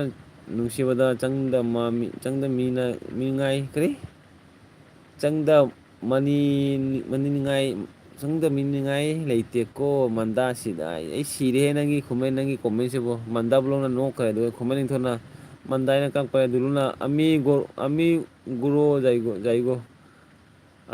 ꯖꯥꯏꯒꯣ ꯍꯥꯏ ꯗꯨꯂꯨ ꯀꯞꯈ꯭ꯔꯦ ꯃꯟꯗꯥ ꯅꯣꯏꯅ ꯗꯗꯥ ꯍꯥꯏꯖꯟꯕꯗꯨꯒ ꯃꯥꯗꯤ ꯊꯃꯣꯏꯗ ꯀꯥꯏꯈꯔꯦ ꯗꯨꯂꯨꯁꯦ ꯅꯤꯡꯊꯧꯅ ꯀꯔꯤꯕ ꯅꯣꯏ ꯋꯥꯔꯤꯁꯤꯗꯤ ꯑꯦꯜꯕꯤ ꯇꯥꯕꯗ ꯅꯥ ꯐꯥꯔꯅꯤ ꯍꯥꯏ ꯑꯦꯜꯕꯤ ꯇꯥꯕꯗ ꯅꯥ ꯐꯥꯔꯅꯤ ꯍꯥꯏ ꯅꯪ ꯇꯪꯉꯥꯏ ꯂꯧꯁꯟꯈ꯭ꯔꯣ ꯗꯨꯂꯨ ꯅꯪ ꯇꯪꯉꯥꯏ ꯂꯧꯈ꯭ꯔꯣꯍꯦ ꯃꯟꯗꯥꯁꯦ ꯅꯣꯏ ꯑꯅꯤ ꯈꯥꯏꯕꯣꯛ ꯇꯧꯈ꯭ꯔꯣ ꯑꯗꯨꯒ ꯃꯟꯗꯥꯅ ꯍꯥꯏꯕ ꯑꯦꯜꯕꯤ ꯇꯧꯔꯣ ꯍꯥꯏ ꯑꯗꯩ ꯃꯟꯗꯥꯅ ꯅꯤꯡꯊꯧ ꯍꯥꯏ ꯀꯧꯈ꯭ꯔꯦ ꯑꯗꯨꯒ ꯑꯩ ꯗꯨꯂꯨꯅ ꯃꯟꯗꯥ ꯑꯩꯕꯨ ꯐꯖꯗ꯭ꯔꯕꯣ ꯈꯤꯇꯪ ꯐꯧ ꯅꯨꯡꯁꯤꯕ ꯐꯧꯔꯛꯇ꯭ꯔꯕꯣ ꯊꯃꯣꯏ ꯅꯨꯡꯗꯨꯒ ꯑꯗꯨꯗꯒꯤ ꯃꯟꯗꯥꯅ ꯑꯥꯔꯗꯤ ꯍꯥꯏꯅ ꯅꯣꯛꯁꯟꯈ꯭ꯔꯦ ꯑꯗꯨꯒꯩ ꯑꯥꯔꯗꯤꯅ ꯗꯨꯂꯨꯅ ꯀꯔꯤꯕ ꯑꯣ ꯃꯟꯗꯥ ꯐꯖꯕꯤ ꯍꯥꯏꯌꯦ ꯗꯨꯂꯨ ꯗꯗꯥ ꯍꯥꯏꯖꯟꯈ꯭ꯔꯦ ꯇꯨꯃꯍꯥꯔꯥ ꯕꯥꯏꯛ ꯀꯣ ꯏꯁꯇꯥꯔꯠ ꯀꯔꯣ ꯑꯣꯔ तुम घरों जाओ तेल भराई सुनी तेल भराई घरों जाओ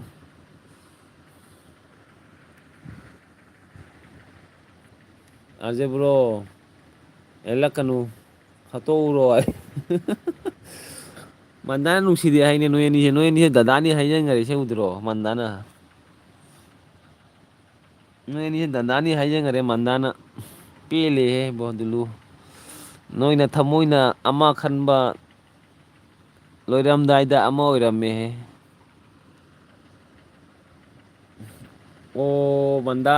ꯐꯖꯕꯤ ꯑꯗꯨꯒꯩꯗꯨꯂꯨꯅ ꯑꯥꯔꯖꯦꯕ꯭ꯔꯣ ꯍꯥꯠꯂꯨꯔꯣꯏ ꯑꯗꯨꯒꯒꯤ ꯗꯨꯂꯨꯅ ꯑꯥꯔꯖꯦꯕ꯭ꯔꯣ ꯗꯗꯥꯗꯤ ꯅꯨꯡꯁꯤꯅ ꯍꯥꯏꯕꯅꯤ ꯃꯣꯏꯗ ꯍꯥꯏꯕꯗꯣ ꯃꯣꯏꯗ ꯍꯥꯏꯕꯗꯣ ꯑꯩꯅ ꯑꯗꯨꯗꯒꯤ ꯃꯟꯗꯥꯅ ꯅꯣꯛꯁꯟꯈꯔꯦ ꯑꯥꯔꯖꯦ ꯕ꯭ꯔꯣ ꯗꯗꯥꯗꯤ ꯅꯨꯡꯁꯤꯅ ꯍꯥꯏꯕꯅꯤ ꯃꯣꯏꯗ ꯍꯥꯏꯕꯗꯣ ꯃꯣꯏꯗ ꯍꯥꯏꯕꯗꯣ ꯑꯩ ꯅꯣꯛꯀꯔꯦ ꯑꯗꯨꯗꯒꯤ ꯗꯨꯂꯨꯅꯥꯏꯃꯟꯗ ꯑꯩꯕꯨ ꯐꯖꯗ꯭ꯔꯕꯣ ꯈꯤꯇꯪ ꯐꯥꯎꯕ ꯐꯖꯗ꯭ꯔ ꯚꯥꯏ ꯀꯞꯀꯔꯦ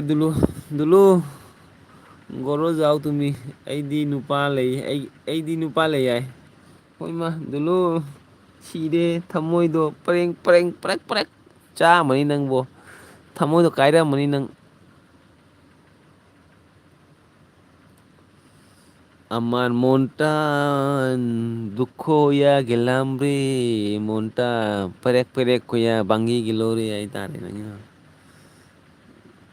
ꯅꯣꯏ ꯃꯟꯗꯥꯅ ꯅꯣꯛꯁꯟꯈꯔꯦ ꯑꯗꯨ ꯗꯨꯂꯨꯅ ꯃꯟꯗꯥ ꯂꯩꯔꯁꯨ ꯀꯥꯏꯗꯦ ꯀꯩꯅꯣ ꯑꯩ ꯅꯨꯄꯤ ꯂꯩꯇ꯭ꯔꯤ ꯁꯤꯗꯤ ꯌꯥꯏ ꯃꯤ ꯅꯤꯄꯥ ꯂꯩ ꯍꯥꯏꯔꯒ ꯅꯪ ꯀꯃꯥꯏꯅ ꯇꯧ ꯂꯧꯗꯣꯏꯒꯦꯅꯦ ꯑꯗꯨꯂꯨ ꯅꯪꯕꯨ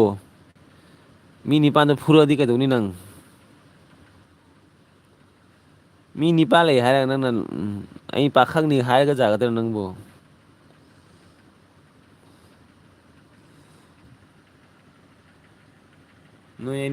ꯅꯣꯏ ꯑꯅꯤ ꯁꯨꯝ ꯈꯠꯇꯅ ꯅꯣꯏ ꯑꯅꯤ ꯈꯠꯅꯅꯨ ꯍꯥꯏ ꯅꯣꯏ ꯑꯅꯤ ꯈꯠꯅꯅꯨ ꯍꯥꯏ ꯃꯟꯗꯥꯅ ꯍꯥꯏꯕ ꯑꯗꯨꯒꯤ ꯃꯟꯗꯥꯅ ꯅꯣꯛꯁꯟꯈꯔꯦ ꯗꯨꯜꯂꯨ ꯄꯦꯜꯂꯦꯍꯦ ꯅꯪ ꯅꯨꯡꯁꯤꯕ ꯂꯣꯏ ꯃꯥꯡꯈꯔꯦꯍꯦ ꯅꯪꯕꯨ ꯅꯤꯂꯤꯁꯨ ꯐꯪꯗꯔꯦ ꯃꯟꯗꯥꯁꯨ ꯐꯪꯗꯔꯦ ꯋꯦꯌꯔꯁꯨ ꯐꯪꯗꯔꯦ ꯍꯣꯏ ꯃꯥ ꯅꯪ ꯁꯤꯔꯦꯍꯦ ꯗꯨꯜꯂꯨ ꯑꯃꯤ ꯀꯟꯇꯝꯃꯤꯔꯦ ꯗꯨꯜꯂꯨ ꯑꯥꯔꯖꯦ ꯕ꯭ꯔꯣ ꯌꯦꯠꯂꯛꯀꯅꯨꯗꯣ ꯍꯥꯠꯇꯣꯛꯎꯔꯣ ꯅꯪ ꯑꯩ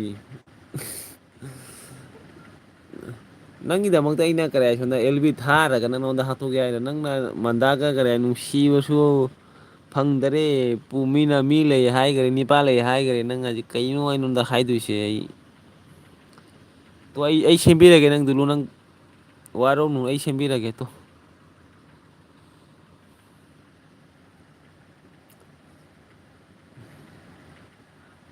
ꯑꯗꯨꯒ ꯗꯨꯂꯨꯅ ꯀꯔꯤ ꯃꯟꯗꯥ ꯍꯧꯖꯤꯛ ꯃꯇꯝꯗꯗꯤ ꯅꯨꯄꯤ ꯂꯩꯔꯗꯤ ꯑꯩ ꯀꯔꯤꯝ ꯀꯥꯏꯗꯦꯗ ꯑꯩꯉꯣꯟꯗ ꯂꯥꯛꯑꯒ ꯅꯪ ꯅꯨꯡꯁꯤꯔꯒ ꯂꯣꯏꯔꯦ ꯀꯩꯅꯣ ꯑꯩꯉꯣꯟꯗ ꯂꯥꯛꯑꯒ ꯅꯨꯡꯁꯤꯔꯒ ꯂꯣꯏꯔꯦ ꯀꯩꯅꯣ ꯍꯥꯏ ꯍꯣꯏ ꯏꯃ ꯗꯨꯂꯨ ꯅꯪꯒꯤ ꯋꯥꯔꯤꯁꯤꯗꯤꯕꯣ ꯄꯦꯜꯂꯦꯍꯦꯕꯣ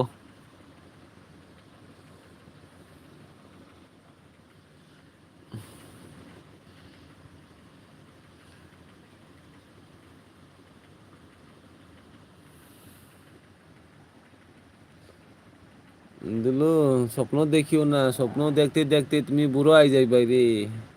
ꯑꯗꯨꯒ ꯗꯨꯂꯨꯅ ꯃꯥ ꯇꯅꯨ ꯍꯥꯏꯅ ꯑꯗꯨꯒ ꯑꯩ ꯃꯟꯗꯥꯅ ꯅꯣꯛꯁꯟꯈ꯭ꯔꯦ ꯑꯗꯨꯒ ꯇꯅꯨ ꯏꯆꯦꯅ ꯀꯔꯤ ꯍꯥꯏꯕ ꯃꯟꯗꯥ ꯅꯪ ꯍꯣꯖꯥꯏꯒꯤ ꯒꯥꯔꯜꯁ ꯀꯣꯂꯦꯖꯇ ꯇꯝꯕ ꯅꯠꯇꯔꯣꯏ ꯍꯣꯖꯥꯏ ꯒꯥꯔꯜꯁ ꯀꯣꯂꯦꯖꯇ ꯇꯝꯃꯤꯔ ꯀꯩꯅꯣ ꯈꯪꯗꯦ ꯑꯩꯁꯨ ꯑꯗꯨꯒ ꯃꯟꯗꯥꯅ ꯎ ꯍꯥꯏ ꯑꯗꯨꯗꯒꯤ ꯗꯨꯂꯨꯅ ꯀꯔꯤ ꯍꯥꯏꯕ ꯅꯃ ꯇꯅꯨ ꯄꯥꯎ ꯂꯧ ꯃꯟꯗꯥꯁꯦ ꯍꯥꯏ ꯅꯃ ꯇꯅꯨꯅ ꯄꯥꯎ ꯂꯧꯈꯔꯦ ꯅꯃ ꯇꯅꯨꯁꯨ ꯍꯣꯖꯥꯏꯒꯤ ꯅꯤꯡꯉꯣꯜꯅꯤ ꯄꯥꯎ ꯂꯧꯈꯔꯦ ꯃꯤ ꯑꯗꯨꯒ ꯂꯥꯎ ꯂꯥꯎ ꯍꯥꯏ ꯃꯟꯗꯥꯅ ꯂꯥꯎ ꯂꯥꯎ ꯍꯥꯏꯔꯦ ꯎꯝ ꯃꯟꯗꯥ ꯆꯥꯗ꯭ꯔꯤ ꯕ꯭ꯔꯣ ꯅꯪꯕꯨ ꯃꯤ ꯅꯤꯄꯥ ꯂꯩ ꯍꯥꯏꯔꯦ ꯅꯪ ꯀꯃꯥꯏꯅ ꯌꯥꯗꯣꯏꯒꯦꯅꯦ ꯅꯪꯕꯨ ꯗꯨꯂꯨ ꯅꯪ ꯑꯉꯥꯎꯕꯧ ꯅꯪ ꯉꯁꯥꯏ ꯀꯔꯤ ꯃꯨꯂꯥ ꯍꯥꯏꯗꯣ ꯑꯗꯨꯅ ꯆꯨꯝꯃꯦ ꯅꯪ ꯃꯨꯂꯥ ꯍꯥꯏꯗꯣ ꯑꯗꯨꯅ ꯅꯪ ꯕꯦꯁꯅꯤ ꯅꯪꯕꯨ ꯔꯣꯖꯤꯅ ꯅꯪ ꯃꯨꯜꯂꯥ ꯍꯩꯖꯤꯟꯈ꯭ꯔꯦ ꯑꯗꯨꯒ ꯗꯤꯄꯥꯅ ꯅꯪꯉꯣꯟꯗ ꯗꯨꯂꯨ ꯃꯨꯂꯨꯒ ꯍꯥꯏꯗꯣ ꯑꯗꯨꯅ ꯅꯪ ꯕꯦꯁ ꯗꯨꯂꯨ ꯅꯪꯁꯤꯃ ꯑꯣꯌꯥꯁꯤ ꯂꯥꯛꯑꯕꯣ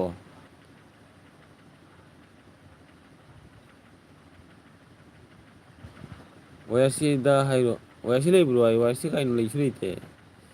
ꯑꯗꯨꯒ ꯗꯨꯂꯨꯅ ꯀꯔꯤ ꯑꯩꯁꯨ ꯁꯨꯝ ꯈꯔꯗꯤ ꯌꯥꯕꯅꯤꯗ ꯃꯟꯗꯥ ꯍꯥꯏ. ꯌꯥꯔꯝꯒꯅꯤ ꯅꯪ ꯃꯤ ꯅꯤꯄꯥ ꯂꯩꯔꯦ ꯅꯪ ꯌꯥꯒꯅꯤ ꯅꯪ ꯑꯗꯨꯒ ꯗꯨꯂꯨꯅ ꯀꯔꯥꯏꯕ ꯋꯦꯌꯔꯁꯤ ꯂꯩꯇꯦ ꯍꯥꯏ ꯑꯗꯨꯒ ꯇꯅꯨꯖꯅ ꯀꯥꯏ ꯗꯨꯂꯨ ꯃꯟꯗꯥꯗꯣ ꯀꯣꯂꯦꯖ ꯆꯠꯄꯗ ꯃꯣꯏ ꯅꯨꯄꯥꯒ ꯕꯥꯏꯛꯇ ꯆꯠꯄꯅꯤ ꯍꯥꯏ ꯑꯣꯃ ꯁꯤꯔꯦꯍꯦ ꯇꯟꯅꯨꯖꯅ ꯍꯥꯏꯌꯦ ꯅꯪꯗꯨꯂꯨ ꯊꯃꯣꯏꯗꯣ ꯀꯃꯥꯏꯅ ꯇꯧꯒꯦꯅꯦ ꯄꯔꯦꯡ ꯄꯔꯦꯡ ꯆꯠꯄ꯭ꯔꯣ ꯅꯪ ꯊꯝꯃꯣꯏꯗꯣ ꯃꯟꯗꯥꯅ ꯀꯔꯤꯕ ꯂꯩ ꯌꯥꯏ ꯑꯗꯨꯒ ꯇꯅꯨꯖꯅ ꯀꯔꯤ ꯅꯠꯇ꯭ꯔꯣ ꯕꯟꯗꯥ ꯍꯥꯏ ꯏꯆꯦ ꯃꯟꯗꯥꯅ ꯀꯔꯤ ꯍꯥꯏꯕ ꯅꯣꯛꯁꯟꯈꯗꯨꯅ ꯑꯥꯔꯖꯕ꯭ꯔꯣ ꯑꯦꯠꯀꯅꯨ ꯅꯪ ꯑꯦꯠꯀꯅꯨ ꯍꯥꯏꯔꯒ ꯑꯦꯜ ꯕꯤ ꯁꯤꯗ ꯑꯩꯇꯅ ꯑꯩꯇꯅꯤꯀꯣ ꯍꯥꯏꯗꯣꯛꯎꯔꯣꯏ ꯀꯔꯥꯏꯕ ꯑꯥꯔꯖꯦꯕ꯭ꯔꯣ ꯌꯦꯠꯀꯅꯨ ꯍꯥꯏꯔꯒ ꯑꯦꯜ ꯕꯤ ꯁꯤꯗ ꯑꯩꯅ ꯑꯩ ꯇꯥꯅꯤꯀꯣ ꯍꯥꯏ ꯍꯥꯠꯇꯣꯛꯎꯔꯣ ꯍꯥꯏ ꯗꯨꯂꯨꯞꯕ꯭ꯔꯣ তোমার মনটা দুকু দুকু করছে নি এখন মান্দার ছেলে আছে রে মান্দার ছেলে আছে তোমারে ভালো পাই না রে কিতা করবো রে তোমার লাগি আমি দুঃখ হয়ে গেছি রে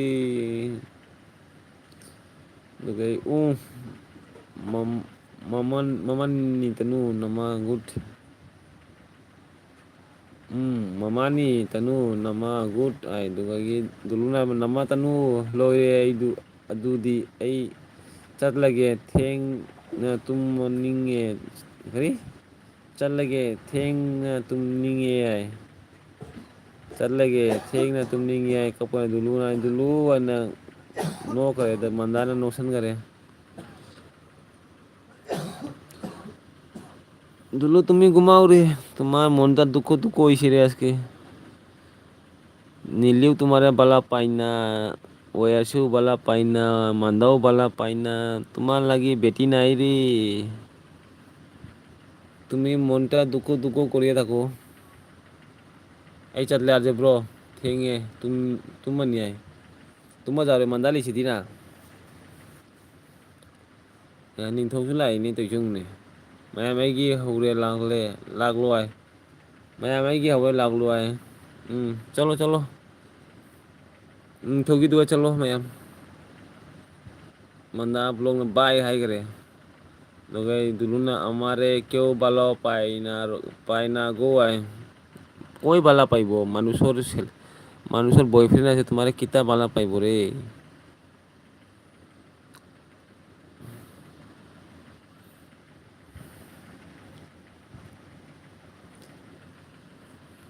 মানুষ বয়ফ্রেন্ড আছে তুমি আর বালা পাইয়া কিতা করবো তোমার তো সাইডে ডাকবো তুমি যাও ওদিকে আয়ো তুমি ওদিকে যাও কইবো তোমারে Dugay tanu jana dulu chatlo nangsu bike ta napagai dugay mandai tena nuksan mandana nuksan gare dugay kumain thona loiro ai sauri hut matang cha tena nang loiro gai lauro ningson mayam aigi damak laglo ai laktu di phagini nupa ai dugay mandana sauri ni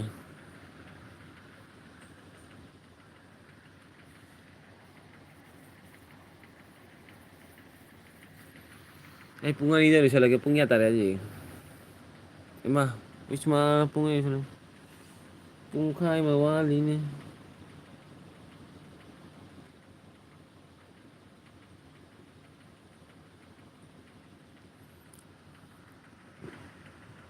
Ay oh na kape ni dulu sih. Manda dulu sih karena timune nang bu manda nang bu. Dulu kape ni. Nang nani pa lega hai bane. Bike mani nge chale hai bane dengan dulu sana thawai karai. Thamoi kai lai gare sana dulu na.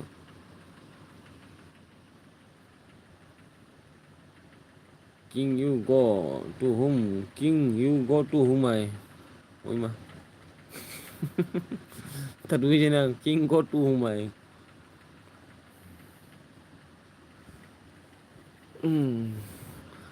Dulu bro, তোমার বেটি নাই রে দুনিয়াত এই bike কি single seat থামিনে কাম নাই ওটা কাম নাই আজকাল ওটা কাম নাই তোমার সিঙ্গল সিট ওটা কাম নাই আজকাল সবর বেটি আছে সবর বয়ফ্রেন্ড আছে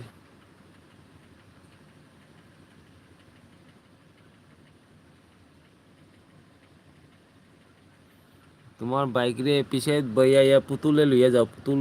আমাৰ পুতুল কৰি লৈয়া পিছে যাওঁ আমাৰ বেটি কৈয়া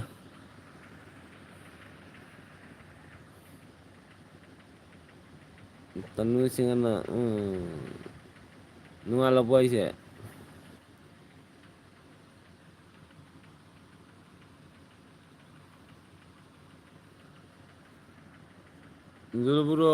মই একেলা হৈ আছে মই একেলা হৈ আছে তুমি একেলা থাকতে লাগবো উপায় নাই মান্দাৰ বয়ফ্ৰেণ্ড আছে ৰে মান্দাই বয়ফ্ৰেণ্ড আছে ডেইলি সকালে গিয়া বাইকে দিয়া স্কুল কলেজে যায় আর কলেজ থেকে লইয়া তুমি কেইটা করবা একো তো গীতা নুইছে না লারি কই রি বাইছে নুনদাংসিগা তাই নো লারি পারিছে না বুঝি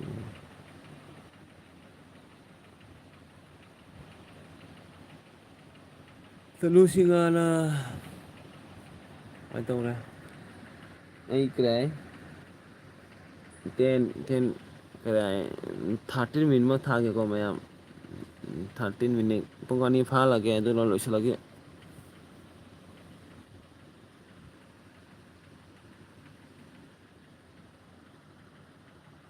kalau di message the hello of the review kana no message kana review message tanu chena kray ba by gmail password hai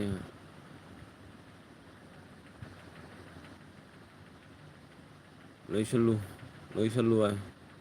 এটা দুঃখ লাগছে নি রে দুলু তোমার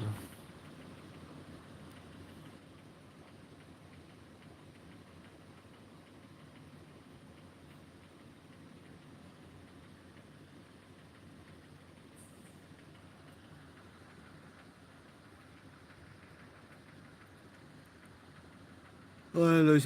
লইছলো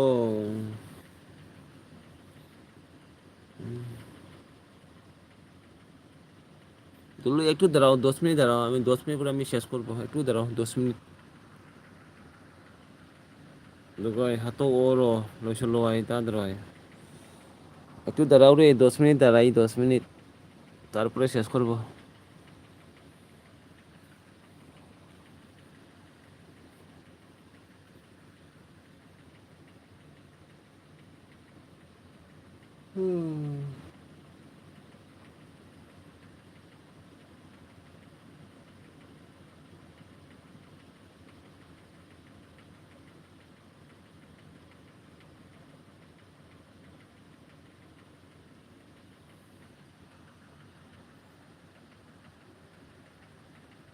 Thamoi kai ma siga kai nang thamoi je ni lina thana kaw sale do sondagi buya sina kausan gare do gai sonda mandana kaw re nang তুমি বাঁচিয়ে থাকিয়ে লাভ নাই রে তুমি মরো রে তোমার সোপে মারছে রে লাত দুলু তুমি মরো দাঁড়াই তো না থামই কাইবা করছে রে করবো তোমার থামই কাইবা করবো আমি জানি তো নীলি ওবাই লাত মারছে তোমার ওবাই মান্দায় দিছে কি কে গু হোজাই থেকে মারছে কি কে গু দুগাগি আর একটা কই দিয়ে মারছে আর একটা মারছে পুনের থেকে কি কে গু মারছে তো ডাইরেক্ট তুমি শেষ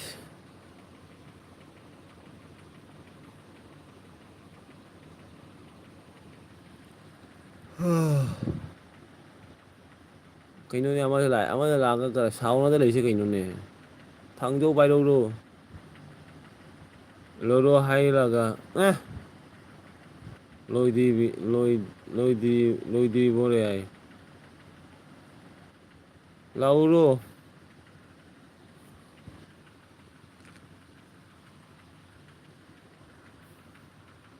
dogi duluna ka mai mit bang gaure he malem leibak aibu asuk থিরা বনে আই কিতা কইতাম রে বন্ধু তোমার মনটা দেখি আমার তো মনটা খারাপ লাগছে রে, সবে তোমারে বলা পাই না কই রে, কিতা কইতাম। তোমার মনটা দুকু দুকু করে।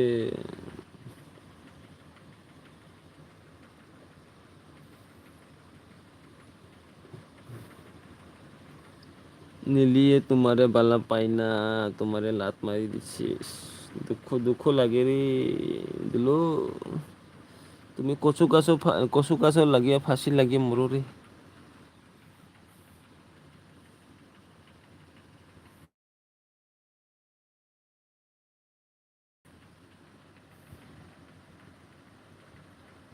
Lakpidere kanam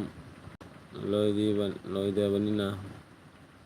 Kanam kanam lakpidere bai sini juga. যে গারে মন কষ্ট লাগিছে যাই যাই করো মনটা কষ্ট লাগছে দাঁড়াও রে, 9 মিনিট দাঁড়াও রে, 9 মিনিট পরে শেষ করবো, দাঁড়াও।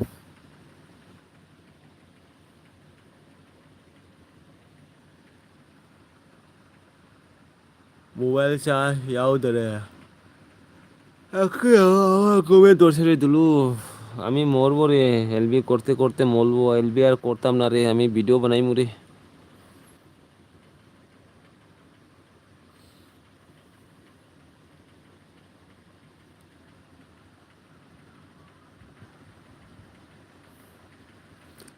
Eta tris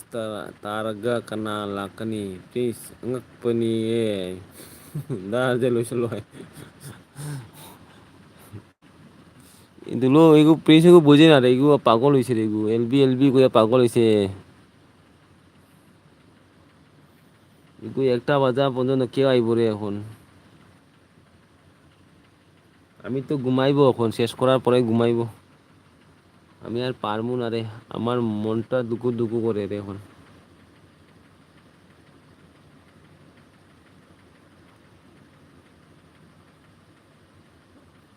আমার মিনিট কয় মিনিট আছে রে, দাঁড়াও। আরো 7 মিনিট পরে আমি ঘুমাইবো রে দুলু। আমার বেতলা ঘুম লাগছে রে। Nukoy ningthau kanse dugoy but oina la para jengo nang but oina la para jengo ay but aibo but kongkal aibo erono.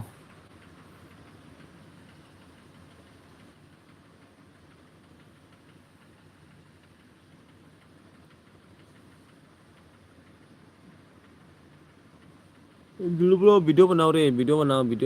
डालो ना, कितना ही video नहीं तुम्हार video बनाओ। Lemenda pulis lak para jengo duga hayu elbil lak o haina elbil lak o haina no kai ning tau na kare ba fare ai elbil loisan kare ko ai dar jegi loraga tumuro ai tum duini tan le ai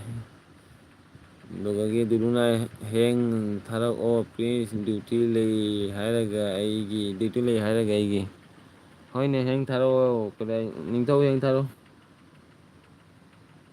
Aina ngasai nangi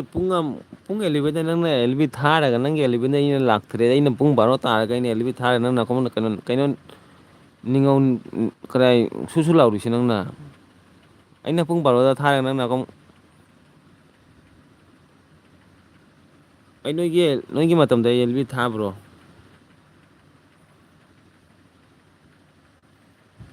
talle ai dogai dune heng tharago prince duty lei heng aigi ai dogai ning thona kai bye left oiraga koi do khomeni thona heng ayuk pung 3 da pung ta kai em da lau ning thoi pung 3 daga ning thona no sangare ai pung 3 daga lakpa ngamoy.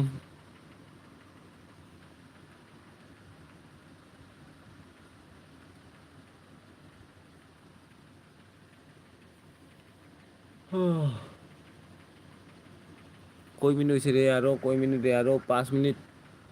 পরে শেষ করবো রে। একটা দি এই যাতে হে তুমবা ফগত ক্রিয়ায় আদুনি I Dulu I जो पुंग तरु तगु मा खाय तर काय होत कनी ꯄꯨꯡ ꯑꯅꯤ ꯑꯍꯨꯝꯗ ꯇꯨꯝꯃꯒ ꯑꯩ ꯄꯨꯡ ꯃꯥꯄꯟꯗ ꯍꯧꯒꯠꯂꯦ ꯑꯌꯨꯛꯇ ꯅꯤꯡꯊꯧ ꯃꯊꯪ ꯊꯥꯖꯅꯤ ꯃꯀꯨꯒ ꯀꯗꯥꯏ ꯊꯥꯖꯖꯅꯤ ꯃꯥ ꯄꯨꯡ 8:30ꯗ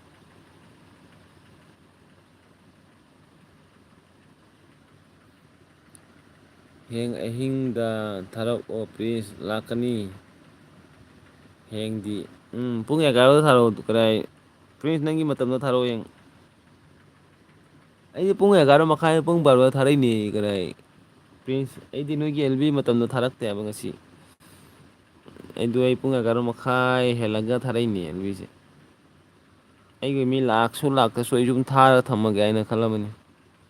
ꯑꯗꯨꯕꯨ ꯑꯩꯒꯤꯗꯃꯛꯇꯗꯤ ꯃꯤ ꯂꯥꯛꯏ ꯈꯔ ꯃꯌꯥꯝ ꯂꯥꯛꯏꯁꯦ ꯑꯩꯒꯤꯗꯃꯛꯇꯗꯤ ꯊꯦꯡꯀ꯭ꯌꯨ ꯑꯗꯨꯒꯤ ꯅꯤꯡꯊꯧꯅ ꯀꯔꯥꯏꯕ ꯌꯥꯔꯦ ꯗꯨꯂꯨ ꯑꯣꯏꯗꯕ ꯉꯥꯡꯒꯅꯨ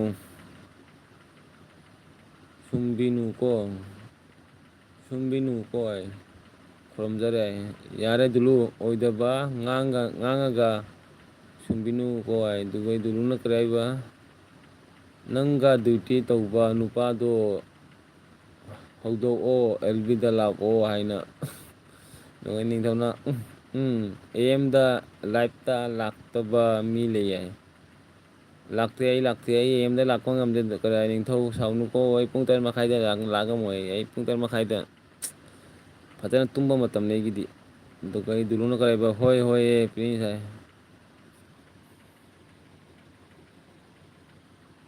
ꯑꯩ ꯍꯧꯖꯤꯛꯄꯨ ꯎꯏꯅꯤꯡꯕꯅ ꯂꯣꯏꯔꯦ ꯑꯩ ꯇꯨꯝꯅꯤꯡꯕꯅ ꯂꯣꯏꯔꯦ ꯑꯩ ꯃꯇꯝꯁꯦ ꯈꯔ ꯉꯥꯏꯔꯤꯅꯤ ꯄꯨꯡ 2 ꯐꯥꯍꯜꯂꯒꯦ ꯍꯥꯏꯅ ꯉꯥꯏꯔꯤꯅꯤ ꯑꯩ ꯌꯥꯗ꯭ꯔꯦꯕ ꯍꯣꯏ ꯍꯣꯏ ꯄ꯭ꯔꯤꯟꯁ ꯍꯥꯏ ꯃꯤꯅꯤꯠ ꯑꯍꯨꯝꯗ ꯉꯥꯏꯔꯦ ꯃꯤꯅꯤꯠ ꯑꯍꯨꯝꯗ ꯂꯣꯏꯁꯤꯜꯂꯒꯦ ꯑꯦꯜꯕꯤ ꯇꯧꯕꯗ ꯑꯩꯕꯨ ꯁꯤꯅꯤꯍꯦ ꯍꯀꯥꯝ ꯆꯜꯂꯦ ꯏꯕꯣ ꯑꯩ ꯌꯥꯗ꯭ꯔꯦ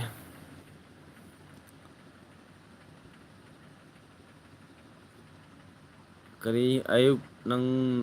ꯉꯟꯕ ꯁꯤꯗ ꯂꯥꯛꯋꯥꯏ ꯂꯥꯛꯑꯣꯏ ꯇꯨꯝꯕ ꯀꯥꯕ ꯃꯇꯝꯅꯤ ꯑꯌꯨꯛꯁꯤꯗ ꯌꯥꯗꯦ ꯌꯥꯏ ꯑꯌꯨꯛ ꯉꯟꯕꯁꯤꯗ ꯂꯥꯛꯑꯣꯏ ꯇꯨꯝꯕ ꯀꯥꯟꯕ ꯃꯇꯝꯅꯤ ꯑꯌꯨꯛꯁꯤꯗ ꯌꯥꯗꯦ ꯍꯥꯏꯗꯨꯉꯩ ꯅꯤꯡꯊꯧꯅ ꯀꯔꯥꯏꯕ ꯅꯍꯥꯟ ꯑꯌꯨꯛꯇ ꯊꯥꯕꯗ ꯃꯤꯑꯣꯏ 10 ꯂꯥꯛꯄꯒꯤ ꯋꯥꯅꯤ ꯄꯨꯡ 8ꯗ ꯉꯟꯅ ꯂꯥꯛꯀꯅꯦꯕ ꯈꯨꯜꯂꯛ ꯂꯩꯔꯛꯇ ꯂꯩꯕ ꯃꯤꯁꯤꯗꯤ ꯉꯟꯅ ꯍꯧꯒꯠꯄꯅꯤꯅ ꯃꯣꯏꯗꯤ ꯉꯟꯅ ꯂꯥꯛꯀꯅꯦꯕ ꯑꯩꯈꯣꯏꯗꯤ ꯀꯗꯥꯏ ꯄꯨꯡ 9 10ꯗ ꯍꯧꯒꯠꯄꯅꯤꯅ ꯀꯃꯥꯏꯅ ꯀꯗꯥꯏ ꯃꯇꯝꯗ ꯃꯦꯅꯦꯖ ꯇꯧꯅꯤ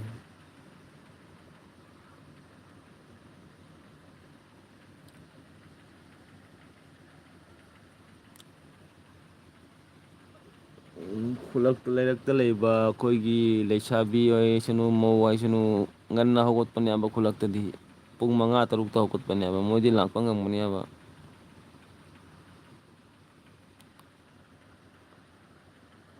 ꯅꯍꯥꯟ ꯑꯌꯨꯛꯇ ꯊꯥꯕꯗ ꯃꯤꯑꯣꯏ 10 ꯂꯥꯛꯄ ꯋꯥꯅꯤ ꯍꯥꯏ ꯂꯥꯛꯀꯅꯤ ꯍꯥꯏꯕ ꯑꯌꯨꯛꯇ ꯊꯥꯎꯑꯣꯕ ꯑꯌꯨꯛꯇꯗꯤ ꯈꯨꯜꯂꯛ ꯂꯩꯔꯛꯀꯤ ꯃꯤ ꯂꯥꯛꯄꯅꯦꯕ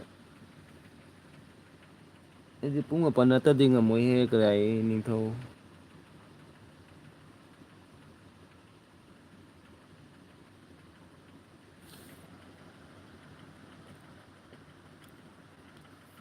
ꯑꯗꯨꯒ ꯃꯤ ꯃꯔꯤ ꯂꯩꯁꯦ ꯀꯅꯥꯅꯣ ꯃꯤ ꯃꯔꯤ ꯂꯩꯁꯦ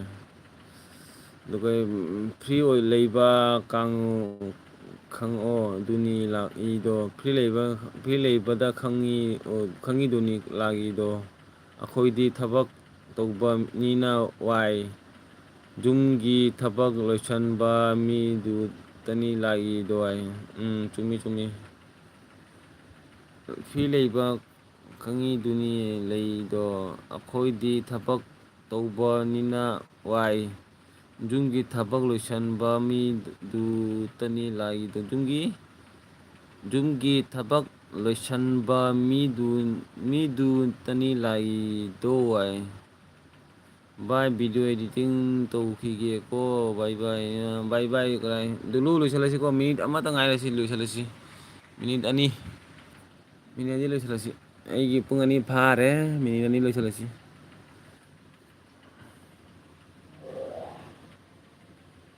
ꯇꯨꯝꯅꯤꯡꯕꯅ ꯂꯣꯏꯔꯦꯕꯣ ꯋꯥꯔꯦꯕꯣ ꯑꯦꯜ ꯕꯤ ꯍꯥꯏꯁꯦ ꯍꯠ ꯇꯧꯔꯔꯣꯏ ꯑꯦꯜ ꯕꯤ ꯇꯟꯁꯤꯜꯂꯦꯕꯣ ꯑꯩ ꯎꯄꯥꯏ ꯂꯩꯇꯅ ꯊꯦꯡꯅ ꯇꯧꯔꯤꯁꯤꯅꯤ ꯃꯌꯥꯝꯒꯤ ꯑꯌꯨꯛꯇꯤꯒꯤ ꯑꯦꯜ ꯕꯤ ꯊꯥꯔꯤꯉꯩꯗ ꯑꯦꯜ ꯕꯤ ꯇꯧꯔꯤ ꯑꯩ ꯃꯇꯝ ꯐꯪꯗꯅ ꯇꯧꯔꯤ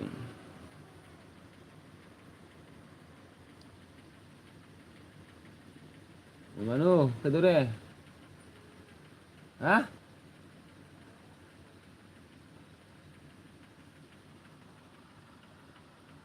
ꯑꯖꯤꯄꯨꯔꯥ ꯋꯥꯔꯦ ꯋꯥꯔꯦ ꯇꯨꯝꯃꯣ ꯃꯁꯦꯁꯇꯣ ꯄꯥꯕꯗꯣ ꯇꯥꯅꯤꯡꯗꯔꯦ ꯑꯩ ꯍꯣꯏ ꯗꯨꯂꯨ ꯇꯨꯝꯅꯤꯡꯕꯅ ꯂꯣꯏꯔꯦ ꯌꯥꯗ꯭ꯔꯦ ꯑꯩ ꯎꯏꯔꯨꯝ ꯎꯏꯔꯨꯝ ꯂꯥꯎꯅ ꯃꯦꯁꯦꯖ ꯄꯥꯔꯅ ꯑꯗꯨ ꯂꯣꯏ ꯇꯨꯝꯅꯤꯡꯕꯅ ꯂꯣꯏꯔꯦꯅ ꯃꯤꯅꯤꯠ ꯑꯃ ꯉꯥꯏꯒꯦꯅ ꯃꯤꯅꯤꯠ ꯑꯃ ꯐꯥꯗꯣꯔꯦ ꯑꯩ ꯌꯥꯗꯔꯦ ꯍꯥꯏꯕ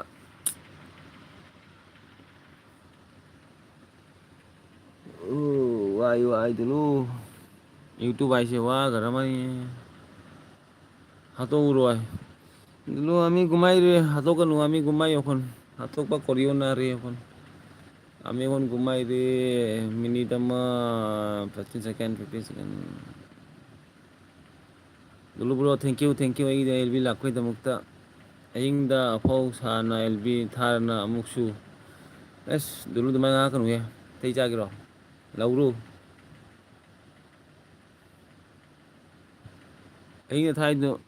ꯃꯇꯝ ꯂꯩꯇꯦꯅꯦ ꯗꯨꯂꯨ ꯀꯅꯥꯒꯤ ꯃꯇꯝꯗꯣ ꯀꯔꯝꯕ ꯃꯇꯝꯗ ꯆꯠꯇꯣꯏꯅꯣ ꯗꯨꯂꯨ ꯑꯩꯗꯤꯕꯣ ꯃꯤꯒꯤ ꯃꯇꯝꯁꯦ ꯈꯔꯦ ꯑꯩ ꯑꯦꯜ ꯕꯤ ꯂꯩꯕꯅꯤꯅ ꯇꯜꯂꯦꯕ ꯑꯌꯨꯛꯇꯒꯤ ꯄꯨꯡ 9 ꯍꯧꯔꯒ ꯄꯨꯡ 10 11 ꯑꯦꯜ ꯕꯤ ꯂꯩꯅꯦ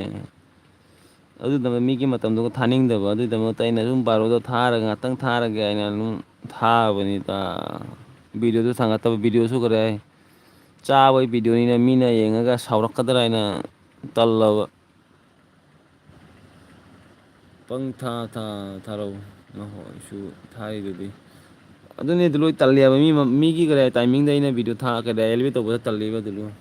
ꯃꯤꯒꯤ ꯃꯇꯝꯁꯨ ꯈꯔ ꯌꯦꯡꯕꯤꯑꯕ ꯑꯩꯁꯨ ꯑꯗꯨꯒꯤꯗꯃꯛꯇ ꯃꯤꯒꯤ ꯃꯇꯝꯗꯣ ꯃꯥꯡꯍꯟꯅꯤꯡꯗꯦꯕ ꯃꯤꯒꯤ ꯃꯇꯝꯗ ꯑꯩꯅ ꯊꯥꯔꯒ ꯃꯤꯅ ꯀꯔꯤ ꯍꯥꯏꯅꯤ ꯑꯗꯨꯅꯤ ꯊꯥꯒꯗꯝꯅꯤ ꯃꯤ ꯂꯣꯏꯅ ꯑꯦꯜꯕꯤ ꯊꯥꯔꯤꯗꯨꯗꯤ ꯍꯣꯏꯑꯕ ꯊꯥꯏꯑꯕ ꯑꯗꯨꯗꯣ ꯃꯤꯒꯤ ꯃꯇꯝꯗꯣ ꯂꯩꯕꯅꯤꯅ ꯃꯤꯒꯤ ꯃꯇꯝꯗꯣ ꯀꯔꯤ ꯇꯥꯏꯃꯤꯡꯗ ꯊꯥꯕꯅꯤꯅ ꯑꯩꯗꯤ ꯃꯤꯒꯤ ꯇꯥꯏꯃꯤꯡꯗꯨꯒ ꯑꯩꯅ ꯐꯨꯠ ꯂꯥꯎꯔ ꯊꯥꯔꯛꯄꯗꯨ ꯐꯖꯗꯦꯕ ꯅꯨꯡꯉꯥꯏꯇꯦꯕ ꯃꯤꯅ ꯑꯩꯉꯣꯟꯗ ꯀꯔꯤ ꯍꯥꯏꯔꯛꯀꯅꯤ ꯑꯣ ꯑꯩꯅ ꯊꯥꯏ ꯈꯪꯉꯒ ꯅꯪ ꯊꯥꯔꯛꯏꯅꯦ ꯍꯥꯏꯗꯣ ꯑꯗꯨꯗꯣ ꯇꯜꯂꯦꯕ ꯑꯩꯗꯤ ꯑꯗꯨꯒꯤꯗꯃꯛꯇ ꯑꯩꯅ ꯄꯨꯡ ꯕꯥꯔꯣꯗ ꯊꯥꯔꯁꯨ ꯀꯅꯥꯃꯨꯛ ꯂꯥꯛꯑꯁꯨ ꯂꯥꯛꯇ꯭ꯔꯁꯨ ꯀꯔꯤꯝ ꯋꯥꯔꯧꯗꯦ ꯑꯗꯨ ꯂꯣꯏꯗꯤ ꯅꯣꯏ ꯈꯔ ꯂꯥꯛꯏꯁꯦ ꯑꯁꯤꯇꯅꯦ ꯑꯩꯒꯤ ꯑꯩꯗꯃꯛꯇ ꯕꯦꯁꯅꯦ ꯑꯇꯩ ꯑꯩ ꯀꯔꯤꯝ ꯃꯋꯥ ꯂꯧꯗꯦ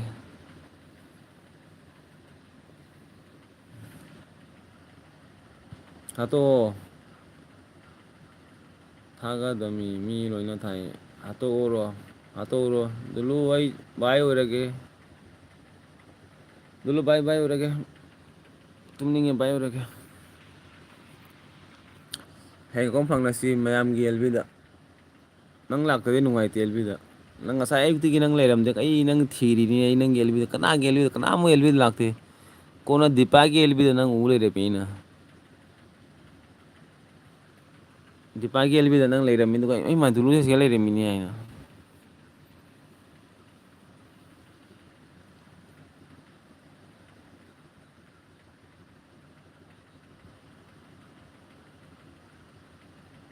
ꯈꯪꯗꯦ ꯉꯁꯤ ꯈꯔ ꯍꯣꯏ